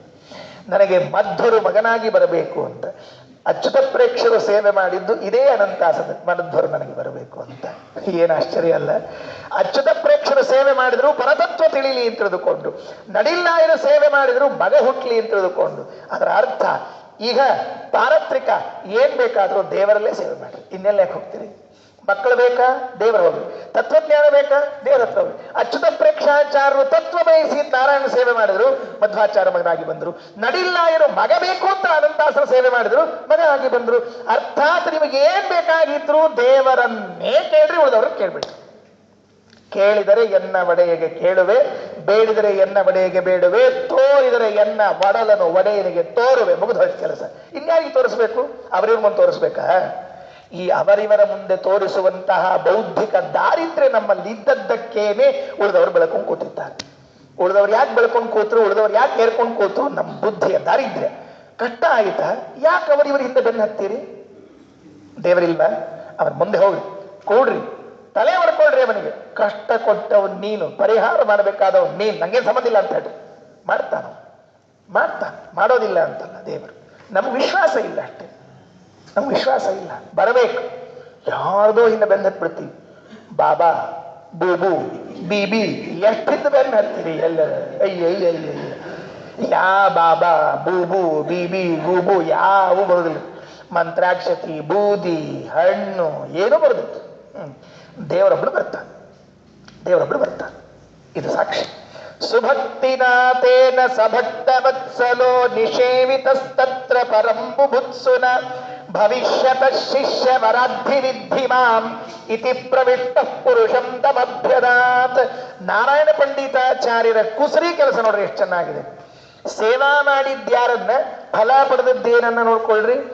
ಇಂದಿರಾ ವರನ ಸೇವೆ ಮಾಡಿದ್ರು, ಶಿಷ್ಯ ವರನಿಂದ ತತ್ವಜ್ಞಾನ ಪಡೆದ್ರಂತೆ. ಶಬ್ದಗಳು ನೋಡ್ಕೊಳ್ರಿ. ಹಿಂದೆ ಹೇಳಿದ್ದು ಇಂದಿರಾ ವರನ ಸೇವೆ, ತತ್ವಜ್ಞಾನ ಶಿಷ್ಯ ವರನಿಂದ. ಏನಾಶ್ಚರ್ಯ, ಏನಾಶ್ಚರ್ಯ. ಇಷ್ಟು ಹಿಂಗ್ ಬರ್ಲಿಕ್ಕೆ ಬರೋದಿಲ್ರಿ. ಇದು ನಾರಾಯಣ ಪಂಡಿತಾಚಾರ್ಯರ ಲೇಖನಿ ಇದು. ಇಂದಿರಾವರನ ಸೇವೆ ಮಾಡು, ಶಿಷ್ಯವರನಿಂದ ಫಲ ಸಿಗ್ತದೆ, ಶ್ರೇಷ್ಠ ಶಿಷ್ಯರಿಂದ. ಮುಂದೆ ಸುಭಕ್ತಿನ ಭಕ್ತವತ್ಸಲ, ಇವರು ಭಕ್ತಿಯಿಂದ ಮಾಡಿದ್ರು, ಭಕ್ತವತ್ಸಲ ವರೆದು ಬಂದ. ಏನು ಶಬ್ದಗಳನ್ನು ಕೂಡಿಸಿದ್ದಾರೆ ನೋಡ್ರಿ. ಸುಭಕ್ತಿನಾಥೇನ ಸ ಭಕ್ತವತ್ಸಲ, ಭಕ್ತಾನಾಂ ವತ್ಸಲ ಭಕ್ತವತ್ಸಲ. ಏನ್ ಭಕ್ತ ವಾತ್ಸಲ್ಯ ಶ್ರೀಹರಿಗೆ ಅಂತ ಕೇಳಿದ್ರೆ, ವೈಕುಂಠಂ ಬಾ ಪರಿತ್ಯಕ್ಷೇನ ಭಕ್ತ ಅಂತ ತೆಕ್ತ ಮುತ್ಸಗೆ, ವೈಕುಂಠ ಬಿಟ್ಟೀರಿ ಭಕ್ತರನ್ನು ಬಿಡೋದಿಲ್ಲ ಅಂತ ಹೇಳಿದಂತ. ದೂರ್ವಾಸರು ಹೋಗಿದ್ರು, ನಾರಾಯಣ ಮಿಸ್ಟರ್ ನಾರಾಯಣ ಅಂತ ಹೋದ್ರು. ಈ ಮಿಸ್ಟರ್ ನಾರಾಯಣ ಮಲ್ಕೊಂಡ್ಬಿಟ್ಟು, ಅವ್ನು ಯಾವಾಗ್ಲೂ ಏನು ಮಲ್ಕೊಂಡ್ಬಿಟ್ಟಿದ್ದ. ಅವನು ಏನು ಅಂತ ಕೇಳಿದ್ರು. ನಿನ್ ಚಕ್ರ ಬಂದದ, ಸ್ವಲ್ಪ ದಯಮಾಡಿ. ನನ್ನ ಚಕ್ರನ ಯಾವ? ಓ, ಅವ್ನು ಗಾಬರಿ ಆಯ್ತು ದುರ್ವಾಸರಿಗೆ. ನಿನ್ನ ಚಕ್ರ ಬಂದದಂತ ನಾ ಹೇಳಿದ್ಮೇಲೆ ಒಂದು 5 ನಿಮಿಷ ಹಿಂಗೇನು ಓ ಅನ್ನುವಂಥದ್ದು ಏನಂದ್ರು. ನಿನ್ ಚಕ್ರ ಅಲ್ಲ, ಇಲ್ಲ ಸಾರಿ, ಅದು ನನ್ನ ಚಕ್ರ ಅಲ್ಲ, ಅದು ಜಸ್ಟ್ ಅಂಬರೀಷ್ ಕೊಟ್ಬಿಟ್ಟಿನಿ ನಾನು, ಇನ್ನೊಬ್ರು ವಸ್ತು ನಂದು ಅಂತ ಹೇಳ್ಬಾರ್ದು. ಇನ್ನೊಬ್ರು ವಸ್ತು ನಿಂದಲ್ಲ. ಬೆನ್ನ ಹತ್ಯೆದಾಗ ಏನ್ ಮಾಡ್ಬೇಕು? ಅಹಂ ಭಕ್ತ ಪರಾಧೀನ ಅಸ್ವತಂತ್ರ ಇವದ್ವಿಜ ತಮೇವ ಶರಣಂ ಯಾಹಿ ನಾಭಾಗ ತನಯಮ್ಮನೆ. ನಾನು ಭಕ್ತ ಪರಾಧೀನಪ್ಪ, ಅಸ್ವತಂತ್ರ ಇದ್ದೀರಿ, ನಿಂಗೇನ್ರ ಪ್ರಾಬ್ಲಮ್ ಇದ್ರೆ ಅಂಬರೀಷನ್ ಕಡೆಗೆ ಹೋಗು. ಮೊದಲೇ ಹೇಳ್ಬೇಕು, ಬೇಡ ನಾವು ವರ್ಷ ಆತ ತಿರುಗಾಡ್ಲಿಕ್ಕೆ ಹರ ಹರ ಹರ ಹೈ ಹೈ. ಎಷ್ಟು ದೇವರ ಭಕ್ತ ವಾತ್ಸಲ್ಯ. ಸುಭಕ್ತಿನಾಥೇನ ಸಭಕ್ತ ವತ್ಸಲ. ಇವರು ಭಕ್ತಿಯಿಂದ ಸೇವೆ ಮಾಡಿದ್ದಕ್ಕೆ ಆ ಭಕ್ತ ವತ್ಸಲ ಒಬ್ಬರಲ್ಲಿ ಪ್ರವೇಶ ಮಾಡಿ ಹೇಳಿಬಿಟ್ಟು ಕಾಯ್ತಾ ಇದ್ದಾರೆ. ಸೇವೆ ನಿಲ್ಲಿಸಿಲ್ಲ, ಕಾಯ್ತಾ ಇದ್ದಾರೆ. ಯಾವತ್ ಬರ್ತಾನ ಆ ಶಿಷ್ಯ ಅಂತ. ಬಂದ್ರು ಆಚಾರ್ಯ. ನಡಿಲ್ಲಾಯ ವಾಸುದೇವ ಬಂದ, ಮನೆ ಬಿಟ್ಟು ಬಂದುಬಿಟ್ಟ. ಮನೆ ಬಿಟ್ಟು ಅನಂತಾಸನ ಕ್ಷೇತ್ರಕ್ಕೆ ಬಂದಿದ್ದಾನೆ. ಅಚ್ಯುತ ಪ್ರೇಕ್ಷರು ಇದ್ದಾರೆ. ಒಳಗೆ ಪ್ರವೇಶ ಆಯಿತು. ಏನ್ ಸುಂದರ ಚಿತ್ರಣ. 14ನೇದ್ದು. ಅಕಸ್ಮಾತ್ ಅವತ್ತೇನಾದರೂ ಕ್ಯಾಮ್ರಾ ಇದ್ದು ವಿಡಿಯೋ ಮಾಡಿದ್ದಿದ್ರೆ ಪರಮಾನಂದ ಆಗೋಗ್ತಿದ್ರಿ. ಅಚ್ಯುತ ಪ್ರೇಕ್ಷರು ಅನಂತಾಸನ ದೇವಾಲಯದಲ್ಲಿ ಹೀಗೆ ಸೇವೆ ಮಾಡ್ತಾ ಇದ್ದಾರೆ. ಇವರು ಒಳಗ ಕಾಲಿಟ್ಟು ಎಂಟರ್ ಆದರು. ನಡಿಲ್ಲಾಯ ವಾಸುದೇವ. ಏನ್ರಿ ಇಷ್ಟಿದೆ, 10 ವರ್ಷದ ಮಗು. ಅದು 10 ವರ್ಷದ ನಮ್ಮ ಒಡ್ಡಾಡ್ತಿರ್ತಾವೆ ನೋಡ್ರಿ, 10 ವರ್ಷದ ಚಡ್ಡಿ ಹಾಕ್ಕೊಂಡು. ಇವು 10 ವರ್ಷದ್ದಿವೆಲ್ಲರೆ ಇಷ್ಟು ಹಾಕ್ಕೊಂಡು, ಇಷ್ಟೇ ಪುಟ್ಟ ಕೂಸು, ಇಷ್ಟಟ್ಟ ಜುಟ್ಟು, ಇಂಥ ಗೋಪಿಚಂದ್ರ ಹಚ್ಕೊಂಡು, ಮುದ್ರೆ ಹಚ್ಕೊಂಡು, ಕೌಪೀನ ಧಾರಣೆ ಮಾಡಿಕೊಂಡು, ತೆಳಗೊಂದು ವಸ್ತ್ರ ಮೇಲೊಂದು ವಸ್ತ್ರ ಹತ್ಕೊಂಡು ಬಂದ್ಬಿಟ್ಟ. ಪುಟ್ಟ ಮಗು. ಹೀಗೆ 10 ವರ್ಷದ ತೇಜಸ್ವಿ ಬಾಲಕ ಆ ಅನಂತಾಸನ ಮಂದಿರದಲ್ಲಿ ಹೀಗೊಂದು ಕಾಲಿಟ್ಟರು. ಅವ್ರ ಗುರುಗಳು ಹೀಗೆ ಬರ್ತಾ ಇದ್ರು. ಏನು ಆನಂದ ಆಗಬೇಡ. ಇದನ್ನು ನಾರಾಯಣ ಪಂಡಿತಾಚಾರ್ಯ ಕಣ್ಣಾರೆ ಕಂಡುಬಿಟ್ಟಿದ್ರೋ ಏನೋ. ಪ್ರತೀಕ್ಷಮಾಣಂ ತಮನುಗ್ರಹಂ ಮುದಾ ನಿಷೇವ ಬಾಣಂ ಪುನರಂಬುಜಿಕ್ಷಣಂ ಸತಾಂ ಗುರು ಕಾರಣಮಾನುಷಾಕೃತಿ ಯತಿಂ ಪ್ರಶಾಂತಂ ತಮುಪಸಾಸಸಾದ ಸಹ ತಂ ಉಪಸಸಾದ ಸಹ. ಬಂದೇ ಬಿಟ್ಟು ಎಷ್ಟು ದಿವಸದಿಂದ ಕಾಯ್ತಾ ಇದ್ರು. ಪ್ರತೀಕ್ಷಮಾಣಂ ಕಾಯ್ತಿರ್ತೀವಿಲ್ಲ ನಾವು. ಇವತ್ತು ನಾಳೆ ಅಂತ ಕಾಯ್ತಿರಂಗಿಲ್ಲ, ಲಾಟ್ರಿ ಹೊಡೆಯೋದು ಹಂಗ. ಪ್ರತೀಕ್ಷಮಾಣಂ ತಮನುಗ್ರಹಂ ಮುದಾ. ತಮನುಗ್ರಹಂ, ಆ ಅನಂತಾಸನ ಮಾಡಿದ ಅನುಗ್ರಹ ಯಾವಾಗ ಆದೀತೋ ಅಂತ ಪ್ರತೀಕ್ಷೆ ಮಾಡ್ತಾ. ಪ್ರತೀಕ್ಷಮಾಣಂ ತಮನುಗ್ರಹಂ ಮುದಾ. ಬರೇ ಪ್ರತೀಕ್ಷೆ ಮಾಡ್ತಿಲ್ಲ, ನಿಷೇವಮಾಣಂ ಪುನಃ ಮತ್ತೆ ಸೇವೆ ಮಾಡ್ತಾ ಇದ್ರು.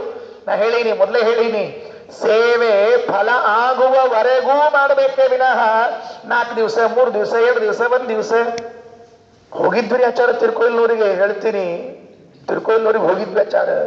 ರಘುತ್ತಮ ಸ್ವಾಮಿಗಳು ಸತ್ಯಪ್ರಮೋ ತೀರ್ಥರು ಇದ್ರು. 3 ದಿವಸ ಹಿಂಗೆ ಸೇವಾ ಮಾಡಿ ಬಂದು ಬಿಟ್ಟಿವಿ ಆಚಾರ. ಬಂದಿವೋ ಮುಂದೇನು ಫಲನ ಆಗ್ಲಿಲ್ಲ ನೋಡಾಚಾರ. ನೀ ಮಾಡಿದ 3 ದಿವಸಕ್ಕೆ ಕೊಡ್ಬೇಕ ಅವರೆಲ್ಲ. ನಿನ್ನೆ ದಿವಸ ಹೇಳೋದೊಂದು ಮರ್ತೋಯ್ತು, ಅಪಚಾರ. ನಿಜವಾಗ್ಲೂ ಕೂಡ ಮಹಾನುಭಾವರ ಆರಾಧನೆ ಸತ್ಯಪ್ರಮೋ ತೀರ್ಥ ಶ್ರೀಪಾದಂಗಳದ್ದು ಇವತ್ತು ಉತ್ತರಾರಾಧನಾ. ಅಲ್ಲಿ ರಘುತ್ತಮ ಸ್ವಾಮಿಗಳ ಸನ್ನಿಧಾನದಲ್ಲಿ ಇದ್ದವರು, ವಿಶೇಷವಾಗಿ ಉಳಿದವರಿಗೆಲ್ಲರದ್ದು ಏನು ಅನುಭವ ಬೇರೆ.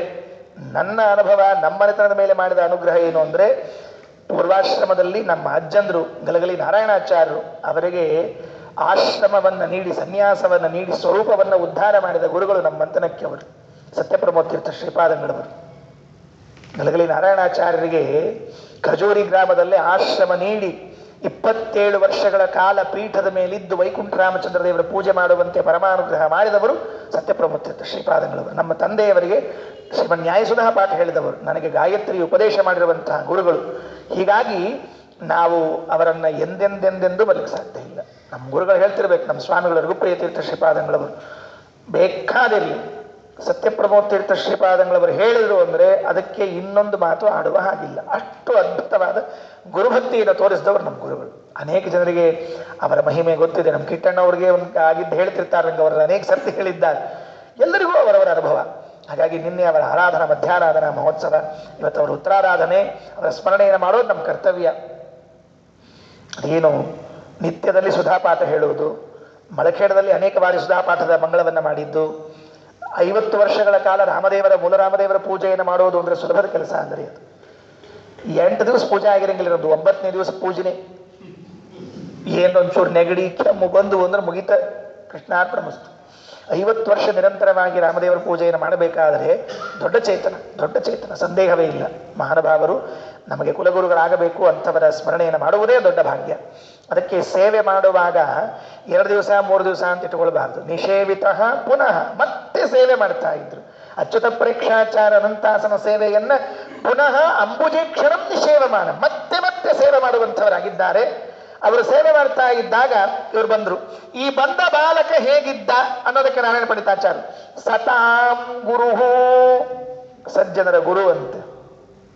ಕಾರಣ ಮಾನುಷಾಕೃತಿ, ಕಾರಣದಿಂದ ಮನುಷ್ಯರಾಗಿದ್ದಾರೆ. ಮನುಷ್ಯರು ಅಲ್ವೇ ಅಲ್ಲ ಇವು, ವಾಸ್ತವಿಕವಾಗಿ ದೇವತೆಗಳೇ. ಕಾರಣ ಮಾನುಷಾಕೃತಿ. ಇವತ್ತು ಒಂದು 5 ನಿಮಿಷ ಹೆಚ್ಚು ಹೋಗಬಹುದು, ಇದೊಂದು ಶ್ಲೋಕ ಮುಗಿಸ್ಬಿಡ್ತೇನೆ. ಇಲ್ಲದೆ ನಾಳೆಗೆ ಮತ್ತೆ ಪೆಂಡಿಂಗ್ ಉಳಿತದೆ. 14 ಆಗಿಬಿಟ್ರೆ ಒಂದು ಸ್ವಲ್ಪ ಟ್ರ್ಯಾಕ್ ಮೇಲೆ ಇರ್ತದೆ ಗಾಡಿ ನಮ್ದು.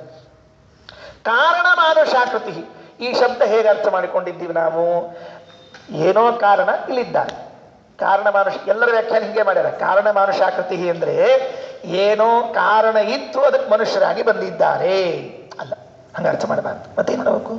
ಈ ಕಾರಣ ಎಂಬ ಶಬ್ದವನ್ನು ಇನ್ನೊಂದು ಸರ್ತಿ ಆವೃತ್ತಿ ಮಾಡ್ಕೋಬೇಕು. ಕಾರಣ ಮಾನುಷಾಕೃತಿ ಅಂತ ಮಾಡ್ಕೋಬೇಕು. ಮಾಡ್ಕೊಂಡು ಮುಂದೇನು? ಕರಡಂ ಕಾರಣಂ ಕರ್ತ ವಿಕರ್ತ ಗಹನೋ ಗುಹಃ. ವಿಷ್ಣು ಸಹಸ್ರನಾಮದಲ್ಲಿ ದೇವರಿಗೆ ಕಾರಣ ಅಂತ ಹೆಸರು. ಏನು ಅದ್ಭುತ ವಿಷ್ಣು ಸಹಸ್ರನಾಮ. 8 ಸರ್ತಿ ಓದ್ತೀರಿ, 8 ಸರ್ತಿ ಹೊಸ ಅರ್ಥ ಬರ್ತದೆ. ಕರಡಂ ಕಾರಣಂ ಕರ್ತ ವಿಕರ್ತ. ಕಾರಣ ಅಂದ್ರೆ ಪರಮಾತ್ಮ, ಕಾರಣ ಮಾನುಷಾಕೃತಿ. ಕಾರಣ ಪರಮಾತ್ಮನ ಆಜ್ಞೆ ಕಾರಣವಾಗಿ ಉಳ್ಳ ಮಾನುಷಾಕೃತಿ. ಇವರು ಮನುಷ್ಯರಾಗಿ ಬಂದದ್ದು ಯಾವುದೋ ಒಂದು ಕಾರಣಕ್ಕಾಗಿ ಬಂದಿಲ್ಲ. ಕಾರಣಂ ಕರ್ತ ಅಂತ ಕಾರಣ ಶಬ್ದದಿಂದ ಕರೆಸಿಕೊಂಡ ವಿಷ್ಣುವಿನ ಆದೇಶವೇ ಕಾರಣವಾಗಿ ಉಳ್ಳವು, ಸುಮ್ಮನೆ ಬಂದದ್ದಲ್ಲ. ನೋಡಿ ಎಷ್ಟು ಚೆನ್ನಾಗಿದೆ ಈ ಶಬ್ದ. ಕಾರಣ ಮಾನುಷಾಕೃತಿ ಎನ್ನುವ ಶಬ್ದವನ್ನ ಹೀಗೆ ಅನುಸಂಧಾನ ಮಾಡಿಕೊಳ್ಬೇಕು. ಕಾರಣ ಮಾನುಷಾಕೃತಿ. ಈಗ ಶಾಸ್ತ್ರದಲ್ಲಿ ಉಂಟು, ಒಂದು ಶಬ್ದವನ್ನ ಮತ್ತೊಂದು ಸರ್ತಿ ಅನ್ವಯ ಮಾಡಿಕೊಳ್ಳೋ ಕ್ರಮ ಉಂಟು, ಆವೃತ್ತಿ ಮಾಡ್ಕೊಳ್ಳೋದನ್ನು ಕರೀತಾರೆ. ಕಾರಣ ಮಾನುಷಾಕೃತಿ. ಕಾರಣಂ ವಿಷ್ಣು ತಸ್ಯ ಆಜ್ಞಾರೂಪಂ ಕಾರಣಂ ತಸ್ಮಾತ್ ಮಾನುಷಾಕೃತಿ. ಭಗವಂತನ ಆಜ್ಞೆಯೇ ಇವರಿಗೆ ಮನುಷ್ಯರಾಗಿ ಬರ್ಲಿಕ್ಕಿದ್ದದ್ದು. ಬಂದ್ರು, ಏನ್ ಮಾಡಿದ್ರು? ಬಂದ್ರು. ಎಂತ? ಯತಿಂ ಪ್ರಶಾಂತಂ. ಯತಿಗಳು ಪ್ರಶಾಂತರು. ಇವರು ನೋಡ್ರಿ, ಅಚ್ಯುತ ಪ್ರೇಕ್ಷತೀರ್ಥರು ಹೇಗಿದ್ರು ಅಂದ್ರೆ ಪ್ರಶಾಂತರು ಅಂದ್ರೆ ಕೂತಿರ್ತಿದ್ರು ಅಂತ ಅರ್ಥ. ಅದಕ್ಕೆ ಹಂಗರ್ಥ ಮಾಡ್ಕೋಬಾರ್ದು. ಶಮೋ ಮನ್ನಿಷ್ಠತಾ ಬುದ್ಧೇಹೇ, ಭಗವಂತನಲ್ಲಿ ಬುದ್ಧಿ ಇಟ್ಟವರು. ಪ್ರಶಾಂತರು ಅಂದ್ರೆ ಬುದ್ಧಿ ಇಟ್ಟವರು. ಏನ್ ಮಾಡಿದ್ರು? ಆಚಾರ ಬಂದು ಉಪಸಸಾದ, ಸಾಷ್ಟಾಂಗ ನಮಸ್ಕಾರ ಹಾಕ್ಬಿಟ್ರು. ಉಪಸತ್ತಿ, ಗುರು ಉಪಸತ್ತಿ ಶುರುವಾಯಿತು.